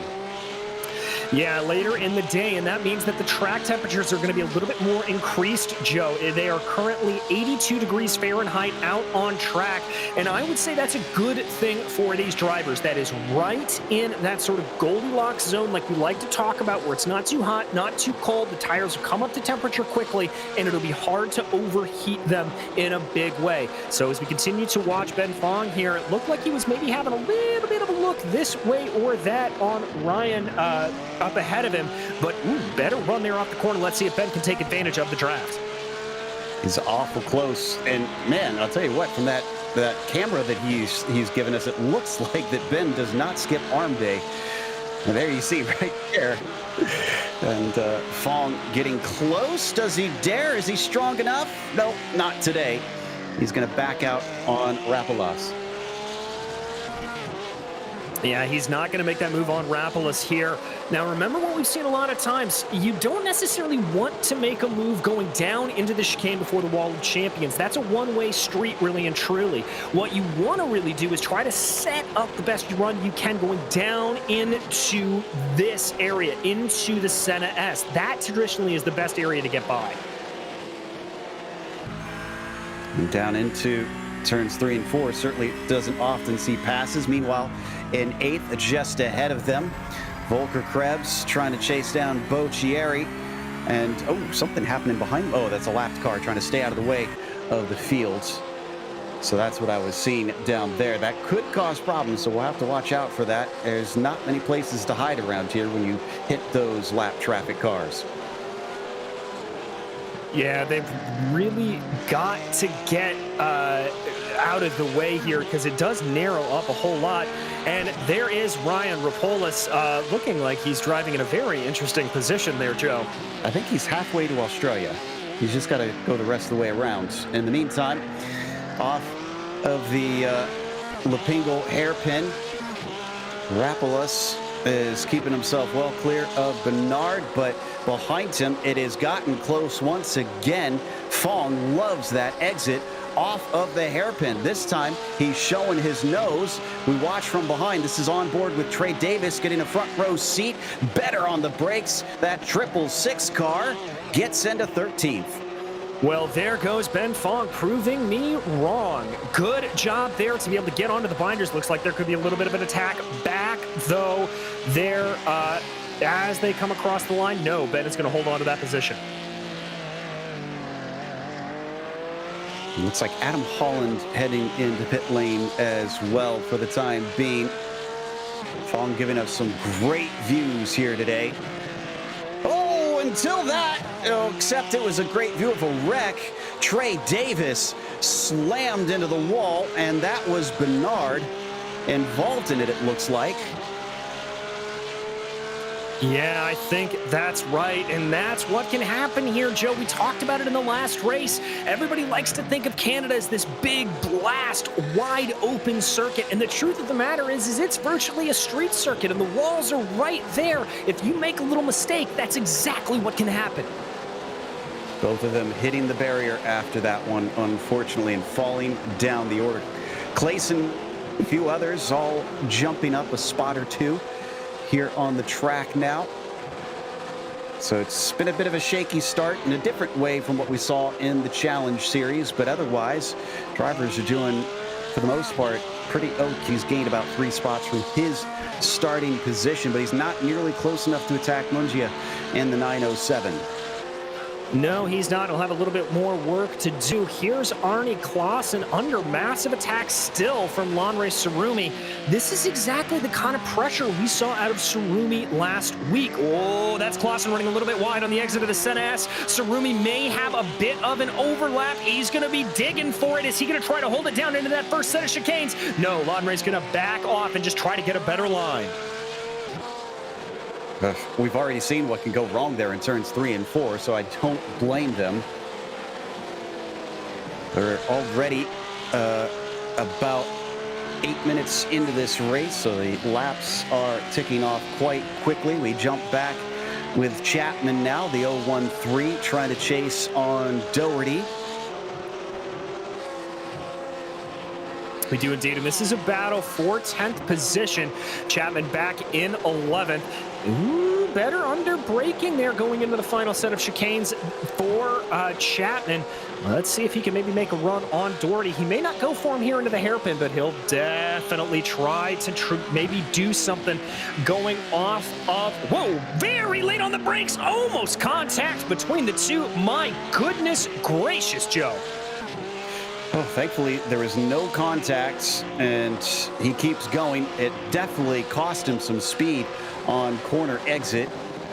So Doherty gets to breathe a sigh of relief, trying to pull away. Here's Mark Harris, your leader, coming down to the first turn. He's pulled away to about 3 seconds himself, so he is just running on his own and enjoying life. Yeah, just having the time of his life, and it looks like here it's a little bit of a different story for Carl Baccieri, who is trying to close in on that battle with Lanre Sarumi and Arne Klaassen. All of that squabbling has allowed for the 60 machine to, or the 80 machine, excuse me, to really get up close behind. You can see just how much input Carl's having to put in there. Indeed. As we saw briefly, the 0-1-3 running in 11th. It sounds like Taylor's got some information on him. Yeah, Dean Chapman, of course, from the northern New Jersey region, has been in the PCA Sim Racing Series for about 1.5 years now, has put up some good results.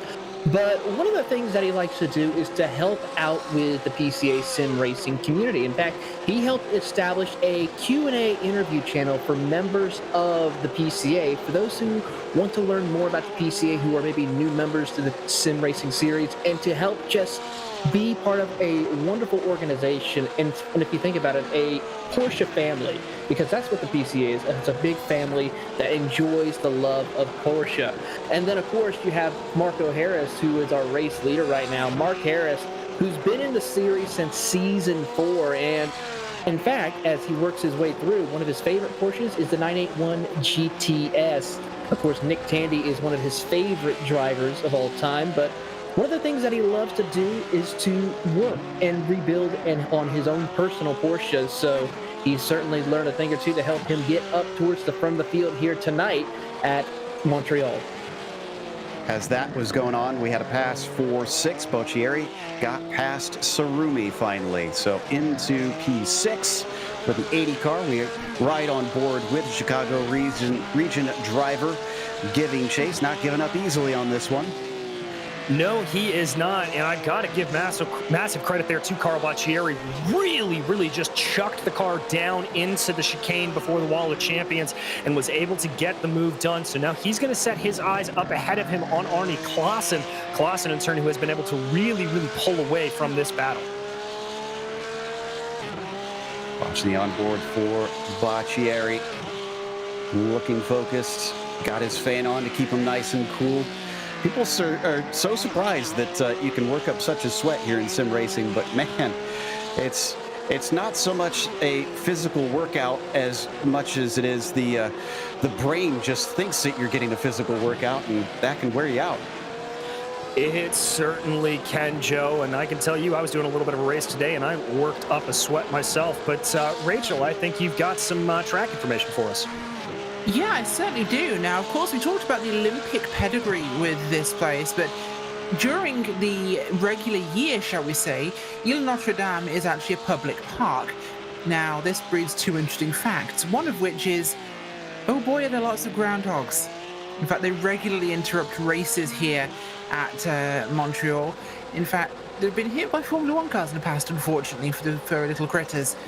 They've definitely brought out their share of yellow flags. But the thing I really wanted to bring up today is that, did you know that when this was first being cleared to create the island that was going to be the home for the World Fair, that they actually discovered archaeological remains on the site of a 14,000-year-old village belonging to the Iroquois people. Oh, I did not know that, actually. In fact, it's now been categorized as the first ever Tim Hortons in Canada. Now I don't know if I actually want to believe you on that one. Well, that's up to you to find out, because it could be true or it might be false. Whoever knows. All right. We'll take here is a giant grain of salt. I'll take it with that. As we watch from onboard Fong. Honestly, my favorite story in regards to the groundhogs is apparently Murray Walker used to work for Dunlop in their marketing department and created a creature he called the groundhog for their advertisements, not knowing it was a real thing, and came here and was amazed when suddenly people were referring to them, didn't know what they were. As we watch now, Fong, things getting tight down into the corner. In fact, Fong may be outbraking himself by a long ways, shooting past the car of Rapalos. It looks like Ryan's going to be able to get that 12th place back, and Mungia is as well. And that was Fong. I don't know if that was contact or if he just goosed the throttle, Joe, but he's around and into the wall and the hairpin. Well, that was interesting. Wonder if that was the incident limit there that he wound up hitting. That was a strange disappearance. In the meantime, we come back to P4. Barua giving chase on Morgan down into 3 and 4. Getting close to the halfway mark in this race as well. We're already 30 minutes to go. So some of these drivers that have appeared a bit stuck could be thinking about pit stops at some point. They could indeed, Joe. That may be the way to get by around here. Maybe try for a little bit of an overcut or an undercut, as it were. Taylor's got some information on Barua than the 991 car. Avjit Barua's been racing in the sim racing world for about 9 months now. He has scored 2 podiums in his career with the PCA, but the driver in the PCA who uses the number 290 because that's his first PCA number he's used when he competed, also is a big fan of scuba diving. So it's interesting to see what he can do. Maybe when he gets done racing with the Porsches, he goes out for a little bit of a swim here at the Olympic Park, just outside, if he could. But of course, right now he's going to see what he can do to try to see getting a podium finish here today at Montreal to get that 3rd podium finish. You can bet the drivers really place importance on that. You may not actually step on a physical podium, but there is the pride in that. Back here in 12th place, Mungia still in a close fight with Rapalos. And now Dean Chapman has been caught by the pair of them. The 013 could be in trouble. Not sure if he had a mistake that has allowed them to close in or if this is raw pace. I'm not entirely sure either, Joe, but I'll tell you, that multicolored machine of Rapalos does look like it has got some massive speed underneath it. Better line there, it looked like coming through the first part of the Senna S. Not as great there. That's Chapman starting to, Mungia starting to close in a little bit on Rapalos. Not enough to make a move here, but he's certainly applying pressure to the 31. And those onboards really give you a sense of how much they're banging over these curbs as well, just to try and be fast, to straight line them as much as you can. Watching from Will's perspective, oh, well, he didn't even touch the curb on that one that time, just swung a little wide. And look at the damage that has done to his speed. The rest of them speed off into the distance. Yeah, Joe, you talked a little bit about at the beginning, this track can be a little bit stop and start in nature. And because of that, if you really miss one of the exits of these chicanes, because of this chicane, long straight, it can just eat out of that gap big time. And it can really, really come back to bite you. But there is your leader. Harris is in. Yeah. Harris pits. Is this? I'm trying to check. I think this might be a legitimate pit stop. Interesting. Well, this is kicking off early. No, Joe, he had a spin coming into the hairpin. That's what it was. That's what precipitated this. So Ben Leong was actually by Harris by the time he got into pit lane. And I think Harris just wanted to take this as a bit of a mental reset. And it looked like his car popped back into place. I think that was his spare car. So we'll try and suss out exactly what went down. Oh, and Barua just clipped the wall as well. We didn't see this as much last race, but it seems this time out, drivers are pushing the limits a little too far. Yeah, they're really, really going for it. And Barua there just finding the edge of that grass, just begging not to get into contact. Looks like there may be a little bit of damage to the right rear wing of that car. There you can see it on your screen. That may affect him down the long straights. Leung now leads because of the pit stop there. And here's the replay on the incident. So down into Lapinga, let's watch. Look at the lead that he's got. You can barely catch the other car coming into frame. Yeah, and there it, oh, he caught the grass. That's what it was. He caught the grass on entry into the corner. That spun him around. And my guess is he probably picked up a little bit of splitter damage there to the front of the car, and that's why he chose to dive on into the pits. But Ben Leong has responded. Ben Leong into the pits as well. It's triggering a chain reaction here. Morgan goes by. Now Keith Morgan leads after starting this race from 6th place. That sounds a bit familiar, doesn't it? Yes, it does. A little bit of a shuffle around here, making things interesting. Morgan into the front. The Central Indiana driver, the Hoosier here, trying to put down some good laps while the other two are in the pits. He'll get the benefit of a pretty clear track in front of him, so this may play out to his advantage. And, you know, I have to say, I like Keith Morgan's taste. His favorite driver is Jem Clark. And he's using that same sort of ethos to good effect. Smooth and steady. Get you up towards the front.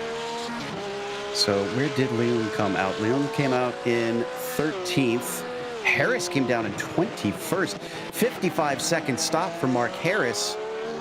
Did he have an incident limit? Yeah, I think Mark Harris came and had a drive-through penalty. He tried to pit at the same time. The drivers have been warned that they can't do that or they'll get an extra penalty. And, well, Mark Harris, unfortunately, was told to sit and hold for a full minute.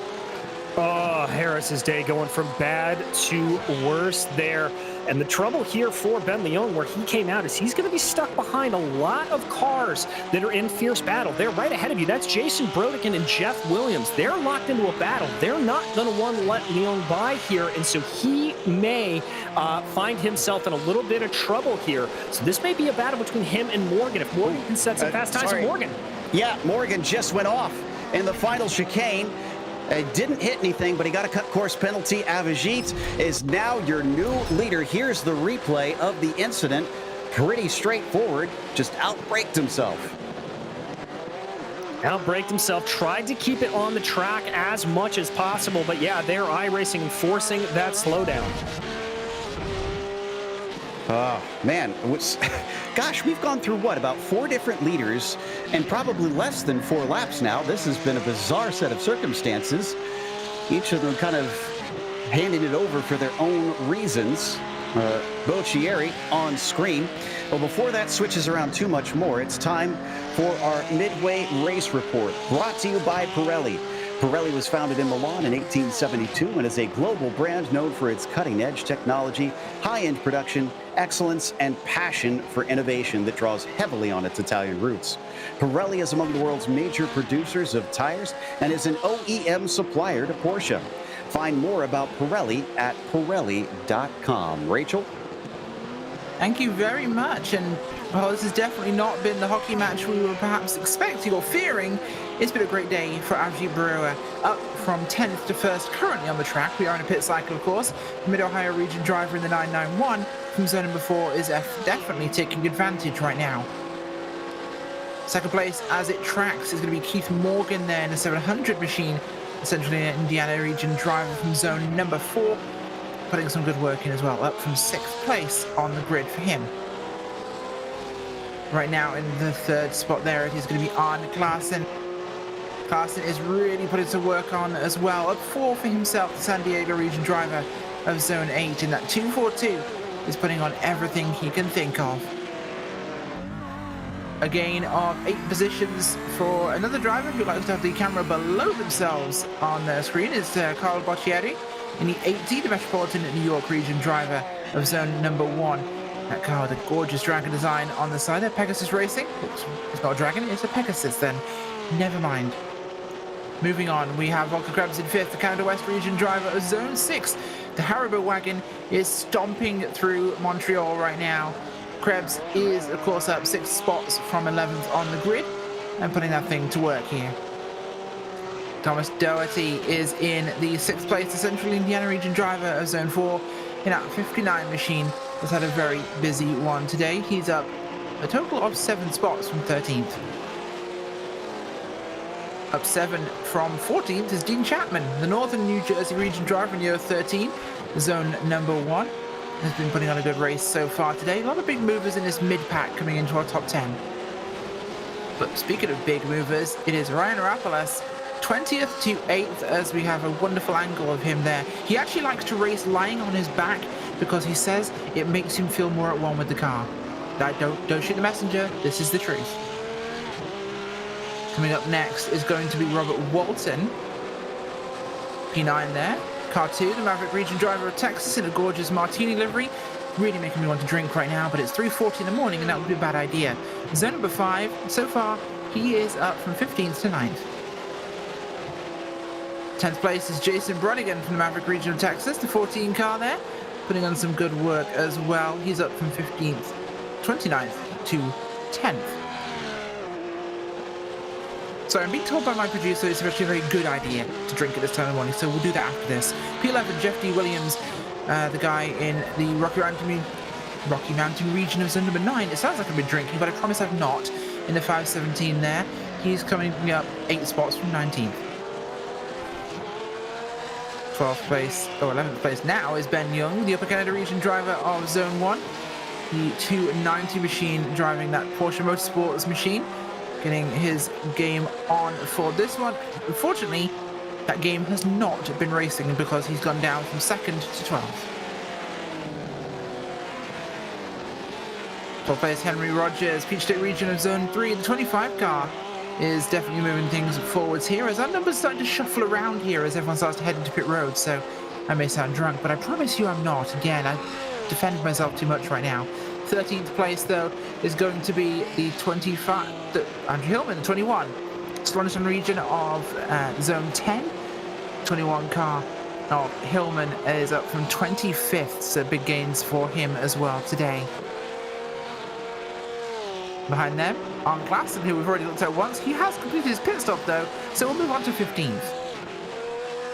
That's Donald Binkley, the Music Start region of Zone number 3. The 02 car has currently gone from 9th to 15th, so it's not been his day so far, but there's plenty of time left to find out. Taylor. Billings is currently in 16th position, starting in 20th Northeast region driver. Strong performance here, 8 in the going. Next up, we'll catch up to our Mark Harris at Chrome for Porsche in the Connecticut Valley region. Early, will continue. You know what? I will keep going for Taylor because apparently he's gone back to speak to his people, the Daleks. So we're on to 18th place right now, which is going to be Edward Trippett, Northern region driver from Zone 10. And that 15 machine is putting it on for the moment. He's up from 24th on the grid. 20th place tonight is going to be, as it comes up on our screen for us, 21st, for us from shaking around, Jean-Francois Saint-Amour, a very French-Canadian name for us here. He is the 29 car from the Los Angeles region of Zone number 8. I thought he'd be from Montreal. 22nd will be the 24 machine of Antonio De Silva. It's actually now Lannery Simura. No, there we go. 22nd, the Antonio De Silva, Metropolitan New York, Zone number 1. Getting that thing done today. 907 comes after him in 23rd. That is Will Mungia. Peach State region driver from Zone 3. Started 18th, currently running 23rd. It's the 666 of Ben Fong, the car of the beast. Currently 1 lap down. The Rice and Delta region driver, who has definitely got 2 tickets to the gun show going on right there, is getting that thing done today. He is unfortunately, though, down 5 spots. The 17 of James Bernard there, the Alaska region driver, looking very cold. Well, it's actually kind of warm still, currently in Alaska, but hey, you know, that's how it goes. Zone number 11 in car 17, although I'd be surprised to see a Porsche in Alaska. 217 of Trey Davis there, the first settlers region of zone number 2. And that 217 machine has had a rough day as well, down 10 spots from where he started. Andrew Costello there in the 23 car.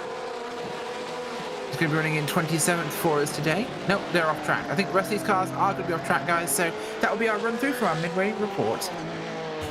And this concludes tonight's Midway Race Report, brought to you by Pirelli. Big thank you to Rachel and Taylor, as well as our sponsor Pirelli, for that one. Speaking of Taylor, I believe the doctor has thwarted him once again, so he returns with trivia. We certainly have come back with some trivia. From the North Country of Canada, we're going to go south to Florida. And the question we're going to ask, sticking to the Canadian theme, is which Canadian team won in a class at the Rolex 24? Give you a hint, 3 Canadian drivers were also on this team for the Super Grand Sport class. You know, Taylor, I was going to say the Toronto Maple Leafs, but I don't think they've ever won anything. I don't think so either. Oh. And you were worried that you were going to make some of the Canadian fans angry. I think now you're out for that, Rachel. Oh, no, it's okay. The Maple Leafs don't have any fans, so it's fine. Wow. Send your hate mail to rachel.whiteford@podium.com. In the meantime, we are almost done with our pit stops as Keith Morgan does appear to get the lead back. Hagerty Motorsports comes out behind in the pit stops. Krebs is just returning to the lane, so Boccieri is going to inherit it, or will he? It's going to be tight between him and Volker, and just ahead by a few feet. Just a few feet indeed, but Volker's going to be on the warpath here, trying to catch up behind Boccieri if he can. So here they come out of that first chicane. A little bit of a wiggle there for Volker. Krebs, he is not going to be happy about that, as that's going to allow for Carl Boccieri to lead ahead of him a little bit more. So top 5, Morgan, Barua, Boccieri, Krebs, Clayson. And among them, none of them started in the top 5, it looks like, here today. This has been quite the shuffle for our classes. Highest driver in the top 5, Ben Leon in 6th. Yeah, this is Ben right here, the Canadian driving along, trying to come up behind Arnie Clausen right now. And seeing what he can do. Lamre Slarumi, by the way, has really fallen out of this battle. That is in large part to Slarumi getting some damage earlier on. Ooh, Leong having a little bit of look on Clausen, and there he goes. Just out accelerates him. He's got plenty of speed. Yeah, look at him, he's already passed. In fact, Clayson can't even get enough of the slipstream to try and close up to him as they come back to the racing line. And down with 15 minutes left to go, can Leon now get himself into second where he started this?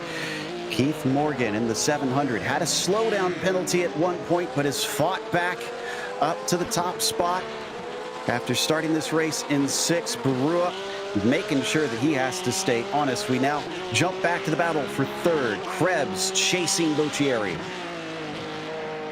Indeed he is. Krebs able to get that gap back down to about 0.5 of a second. So very close behind Carl here, starting to put the pressure the best that he can.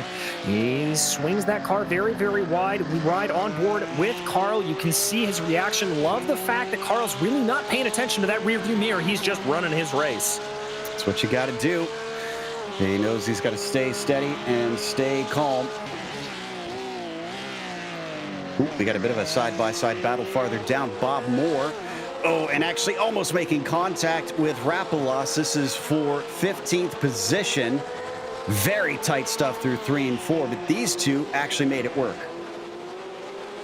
Yeah, indeed they did. I'm a little bit surprised that it was able to go through, but some good, respectful driving there between the two. Bob Moore now back behind Rapolas, just trying to see if he can gain anything back. Hard to tell based off that paint scheme, but I do think there may be a little bit of damage to the back of Rapolas' machine. Wow, we got an answer pretty quickly. Somebody must have a TARDIS or something here. Taylor, who won it? Well, it was, of course, the Doncaster Racing Team in their beautiful Porsche 996 GT3 Cup car back in 2004. They finished 9th overall, but took home the Super Grand Sport class win. The drivers in that car was Jean-Francois Dumoulin, Mark Lieb, Robert Julian, and Greg Hochmans, who took home the class victory in 2004. Some very French names in there. As we now watch the Haribo car use those nice hot sticky tires to weave his way through the chicane, trying to see what he can do to chase down the likes of Boccieri and take that spot. Krebs, though, has got to watch his mirrors. Ben Leung approaching. He's already disposed of Arnie back there in the 242. In fact, he's left him behind by about 3 seconds. Yeah, it really has pulled a big gap there. So it looks like the only battle they're going to have to worry about. But this is Donald Binkley here that we continue to watch. Binkley, just only one in the top 10 who has no incidents thus far. Ooh. Yeah, and he's gone from 9th to 7th, so he's not exactly been going slow out there. He's still running a decent pace, and he's been picking off spots bit by bit. Can he hold on to this for just a few more over Thomas Doherty, who sits behind? And Taylor's got some information on the biggest mover as well. Yeah, that's currently Jason Brodick, and he started in the 29th position, has now moved his way up into the 11th position. Pretty good at Canadian tracks. His first podium in Series 6 was at Motorsport last series, but one of the things that I really thought was pretty interesting was back in 1984, he had the privilege of attending the Dallas Grand Prix, which is by far a very amazing opportunity given the fact we're here at a Formula One track. But the one thing that I found to be a little bit of a funny thing is his favorite all-time hero, none other than Sesame Street's own Cookie Monster. I like that. That would make my wife very proud. As we come down into turn 6, back with Ben Leung. Is already to the rear bumper of Volker Krebs. Doesn't get the greatest of exits, though, along the back stretch. And they're going to come past some lap traffic. Good job by Trippet, just trying to stay off to the side. Might be Trippett, since he's hailing from Club Midwest. I'm just so used to being in Canada here. Yeah, look here, though, Joe, at Carl. Just absolutely calm. Whoa! Volker Krebs. If that was me behind the sim, I know my blood pressure would be through the roof, but I don't think Carl Boccieri even blinked at that. Wow. Well, that hurt the exit of Krebs at the least, because here comes Leung. This might be his best opportunity he's had yet. A little bit of a defense from Volker, just covering off the inside, and Ben checks up. Yeah, Ben just checking up there, not wanting to go for a harder attack, but all of this battling here, Ben Leung closing in on it as well, so they've got to be a little bit careful. This could be a three-way fight before this is over. I think it already is a three-way fight, frankly. Looking at Boccieri bringing a train. Oh, well, now it's not, because Ben spun the tires up coming off of the Senna S. Once again, poking his nose. Volker thinking about it. Oh, and offline was a bad idea through 3 and 4. I think he may have brushed the wall. I think he may have as well. I'm looking at the car to see if there's any significant damage. Doesn't appear to be. Normally the telltale sign in these Porsches is a little bit of a kink on that rear wing, and I'm not seeing it from Volker Krebs. Well, this spreads them apart finally. I'm sure each of them are happy to have a little bit of a calmer moment just to kind of collect themselves. They've each had some scary stuff happening over the last lap. But they got to get close once again. 8 minutes left on the clock now to try and effect a pass. Yeah, time very much running down. This is Thomas Doherty here as he tries to make a little bit of a dive on Binkley, trying to go on the inside of the O2. It's now going to be a battle of acceleration as they make down the backstretch. Yeah, but it looks like that shallow line did not help. Binkley still looking on the inside. Clayson trying to defend, but can't shut the door now. side by side. Who's the latest of the late breakers into the final chicane? Clayson is. Oh, but in the second phase, he starts to fall back, has to check up behind them. Doherty trying to stick his nose in, nothing doing. Binkley takes the spot. Does indeed. Doherty, though, trying to make a move here around the outside of the first part of the Senna S. Ooh, good cut off there for the 242, but it goes for a crossover and cuts that off as well. Getting feisty now here at the end of the race. They want these spots, but they got to be careful. A spin could cost them instead of gaining them a position. Down into 3 and 4. Nobody trying it this time. A little bit off the apex, though. Clayson showing some damage on his rear wing. Yes, he is. Doherty trying to take advantage of that if he can. Well, it's a little bit of a wider corner. That should give him a better run off of the line, but I think Clausen able to hold it off pretty well here. And indeed, as they go down this middle straightaway, nothing doing there from either driver. But it is allowing Binkley to continue to stretch the gap. It's now about a second ahead. Yeah, that's really allowed for him to pull ahead, and he'll be able to breathe a little bit easier. Will Donald Binkley in that 0-2. You can see it there. Doherty almost trying to take a look down the inside of the hairpin, not doing it there. I think that's going to check him up. That may stall him out a little bit. Ooh, but a very squirrely exit there for Clausen. Doherty may still have a shot. Oh, and Arnie's trying to go defensive this time. No, he's drifting back to the racing line. Leaves the door open. I guess it worked last time, so he's going to try it again. The 242 going to look to be late on the brakes. No, he goes early. Doherty gets by, and it looks like the 59 is now up into 7th as Arnie is bleeding positions. Yeah, Arnie just not having the race that he would like here, and with only about 6 minutes to go, he has got to gather himself back up and try to keep going. This is that battle, though, for the final podium position. Carl Baccieri still doing a good job of keeping Volker Krebs behind him. Watching Carl once more. He is, once again, just really looking like he's got things totally under control. Every time we switch to this webcam, he's not showing a whole lot of fretting. There's not a whole lot of motion. Look at the casual look to his side mirror just to kind of see where the others are.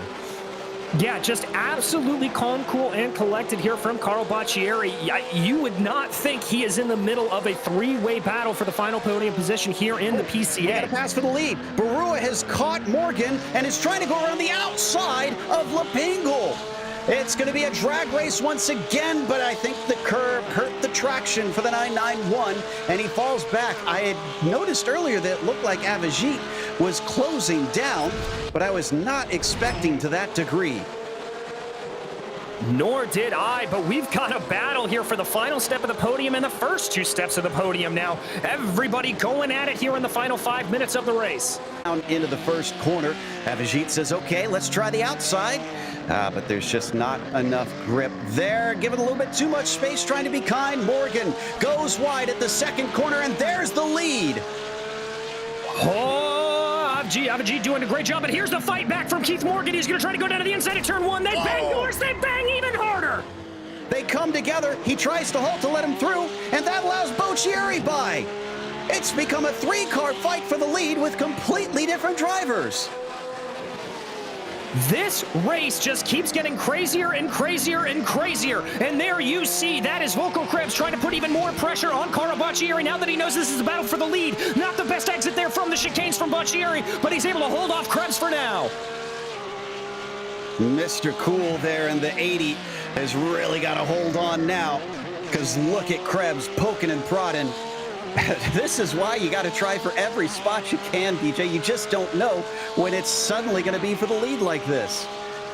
You never will know. Krebs looking a little bit better under braking. Baccieri covers him off. Whoa, almost contact there between the two. Oh, a bad exit from Krebs. Leung trying to come up on him now. Did Krebs hit the wall on the exit there? I couldn't tell if he did or not, but Ben Leung certainly acting like he did. We're hearing from our director that we think he did hit the wall, so that means that that Ben Leung's going to have his sights set ahead. Doesn't try to make the move going down into the chicane. Ooh, that looked like a little bit of a better run there for Volker Krebs as they now all separate out a little bit down the pit straight. Crossing the line now with 3 minutes left to go. And again, Leung is the only one that started on the podium among these three. From second place, 12th to first for Boccieri. Krebs from 11th to second. And a poor exit, unfortunately, means Leung doesn't seem to have a good shot at the win, at least as it stands now. He's going to have to make up some ground. Yeah, indeed he is. He's going to have to try to do whatever he can. He is really dropping off the back of this pair down to about 9/10 of a second. We are hearing that Morgan is going to get a penalty for some of those incidents, so that will completely ruin his race. Well, it definitely ruined Avigit's. I can't even see where he wound up on my timing sheet. I think 13th, it looks like. He had a long time trying to get the car backed up and rolling. Okay, is he still calm? He's looking in his mirrors again. Krebs has fallen back by about 9/10 of a second, so he's got some breathing room. Look at how much wheel he has to put in to get around the hairpin as well. Yeah, it is a very, very tight corner on a very, very tight track. He has got a lot of breathing room here, but I'll tell you who doesn't. That's Volker Krebs behind him. Ben Leung is all over the back of that 53. Yeah, I think second place might go back to the man that started there on the front row. No, he lifts. That was curious. Curious indeed. I'm not entirely sure what he's going for on that, just trying to set up the opportune pass here, but he's run out of time, only about a minute and a half left. And Joe, I think that's the white flag. I think you're right. Yeah, it's a little tight, but it looks like it should be the last lap around for our drivers. Up to 1.2 seconds ahead for Boccieri. Krebs is dropping. Did that damage hurt him as we look behind? Bit of a battle as well between Doherty and Binkley. Yeah, a little bit of a battle there, starting to shape up, as it were. Leung here, he knows he's got almost no time left to do this. That is Leung riding the curbs a little bit. Better of a run off the corner, though, for Volker Krebs. If he could just hold on to this, this will be so sweet for the Haribo car to be able to claim a podium. Just a few more corners to go. They've got 6 seconds ahead of Doherty as well. They've left everybody else behind. There is no threat. All of them look like they took pretty much the stops they needed to get to the finish on fuel. Nobody too long or too short. Oh, and a big spinning of the wheels from Krebs, as I think Leung's got the best chance he's going to get yet. He better not back out on this one. He has got to make the move. Down into the final chicane. He's got to nose in. He's going to have to outbrake him, and he brakes a little bit early. Volker Krebs, stronger on the binders, denies him. And it looks like Boccieri, though, from 12th on the grid to the victory here today at Montreal, followed by Krebs and Leung, your podium. It is a feel-good finish.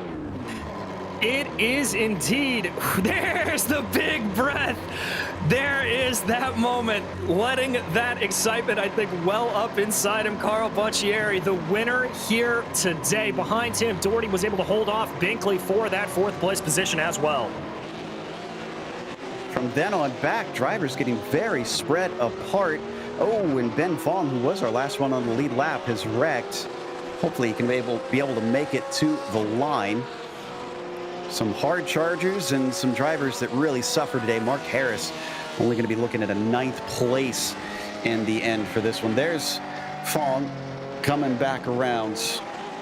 And the 666 could have had a whole lot more, sadly. Yeah, he could. Just a bad day going downhill there for Benjamin Fong. But the last drivers crossing over the line here for, well, let's just call it a chaotic race, Joe. Yeah, we've come to expect that here at Circuit Gilles Villeneuve, but that takes us to our results. And it was Carl Boccieri who takes the win over Volker Krebs. Neither of them starting within the top 10 on the grid. Ben Leung going backwards 1 position, but he was able to recover at least to a 3rd place. Thomas Doherty finished P4 with Donald Binkley in 5th, and that's Dean Chapman in P6. How about Jason Brodigan?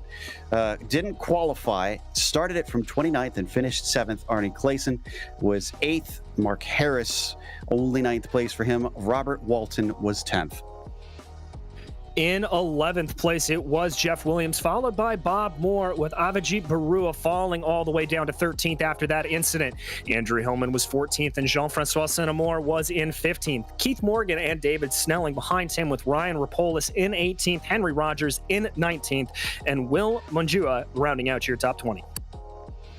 21st to Benjamin Fong, and he wasn't the last one on the lead lap. It looks like Antonio Da Silva, the last one across, in 22nd. Lanre Sarumi was 23rd, the only car lap down. Then it was Trippett in 24th and Trey Davis in 25th. After that, James Bernard actually did see the finish, but he was 4 laps down in 26th. And then you had the DNFs from Florian Castella, Holland, Asensio, and Del Toro.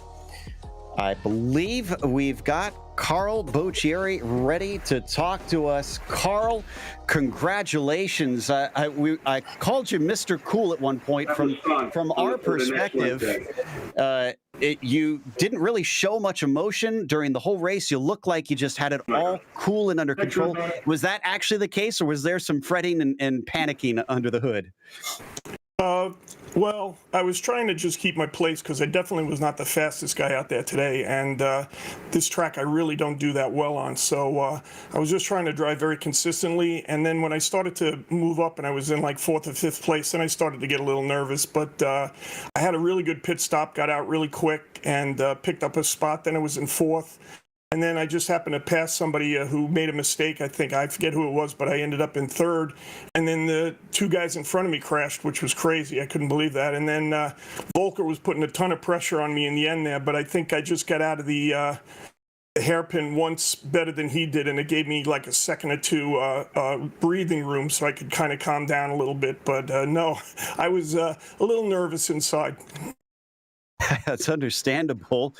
I mean, when you were having to fight them and it was still for P3, did you ever imagine that it would wind up being for first? Did you kind of fight thinking, oh, this could happen and I got to hold on?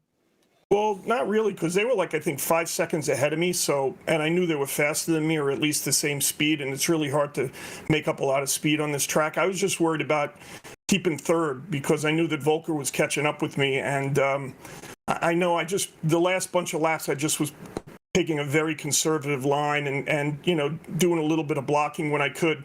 But that's what I was worried about, actually, was keeping 3rd place, not really thinking that I'd ever get 1st place. Well, definitely time to celebrate on that one. This will shoot you up the order, and considering you were well down in 23rd spot coming into this, what's your ultimate goal this season as far as championship? Well, I would like to be in the top 10. That would make me very happy. I kind of blew the race at Barber. I really liked that track, and I was in, like, I think 2nd or 3rd or something, and I spun with an unforced error, so that kind of really upset me a little bit. But, this is a good payback for that, I guess. Redemption for sure. Is there anybody you'd like to thank that helped make this one possible?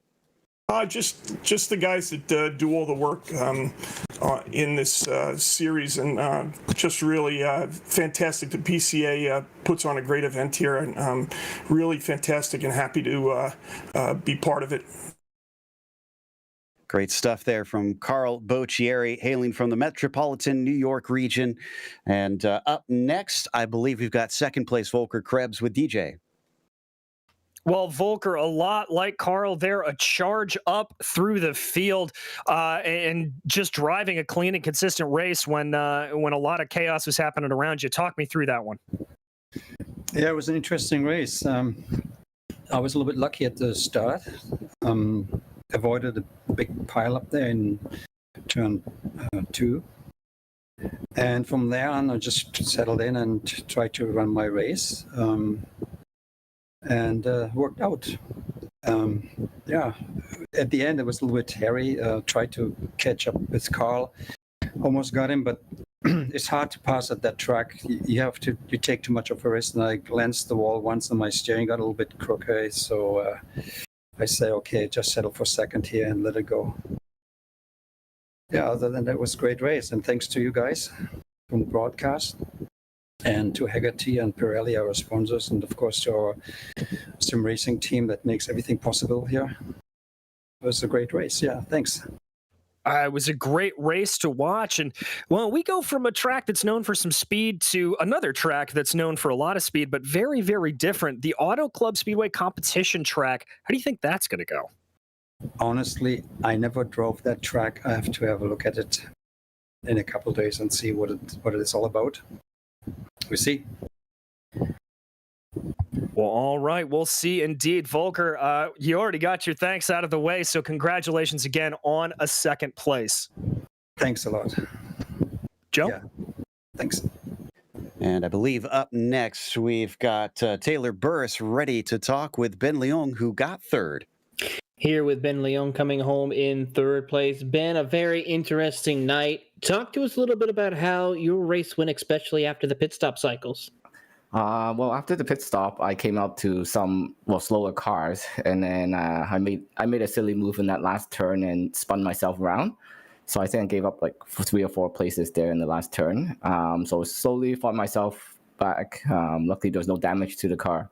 So yeah, it was an interesting race at the end there. It was close between the 3 of us, and I kind of chickened out in the last move. I think getting a slowdown there or a black flag coming through the finish line would not be good. So it's close. It certainly was. Explain to our listeners the difficulty of racing here at this circuit. We saw in both races, even towards the front of the field where most of the trouble happened, shows even some of the best in the front can have issues. I think what the tricky part about this track is everybody's running at different pace, and the brake where they brake is different. So if the car in front of you brakes earlier than you, then there's a good chance that you would run into them and cause a huge pileup. And having concrete walls on both sides, and some of the sections pretty tight, so that just creates chaos, especially when you have 30 or 40 cars running at the start.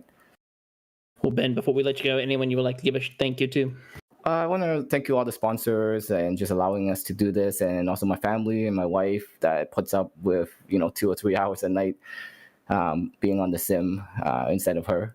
Thank you. Well, of course, that is Ben Leong, who comes home in third position here today. And that will close out our interviews for today as well.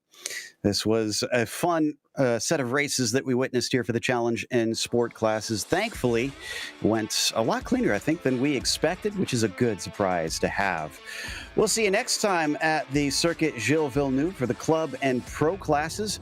It all kicks off at 9 p.m. Eastern on Friday, October 15th, live here on Podium Esports. Thank you so much to our title sponsor, Hagerty, as well as the series sponsors, Z1 Dashboard and Pirelli. A big thank you to the steering committee at PCA Sim Racing, and a huge thanks to our team tonight, DJ Taylor, Rachel, Ryan, Eric, and Dougie. Also, none of this is possible without those behind the scenes at Podium Esports: James Pike, Gary Sexton, Cisco Scaramuza, and John Theodore. Thank you so much for watching tonight's broadcast of PCA Sim Racing presented by Hagerty. I'm Joe Peak, and I'll see you on the track.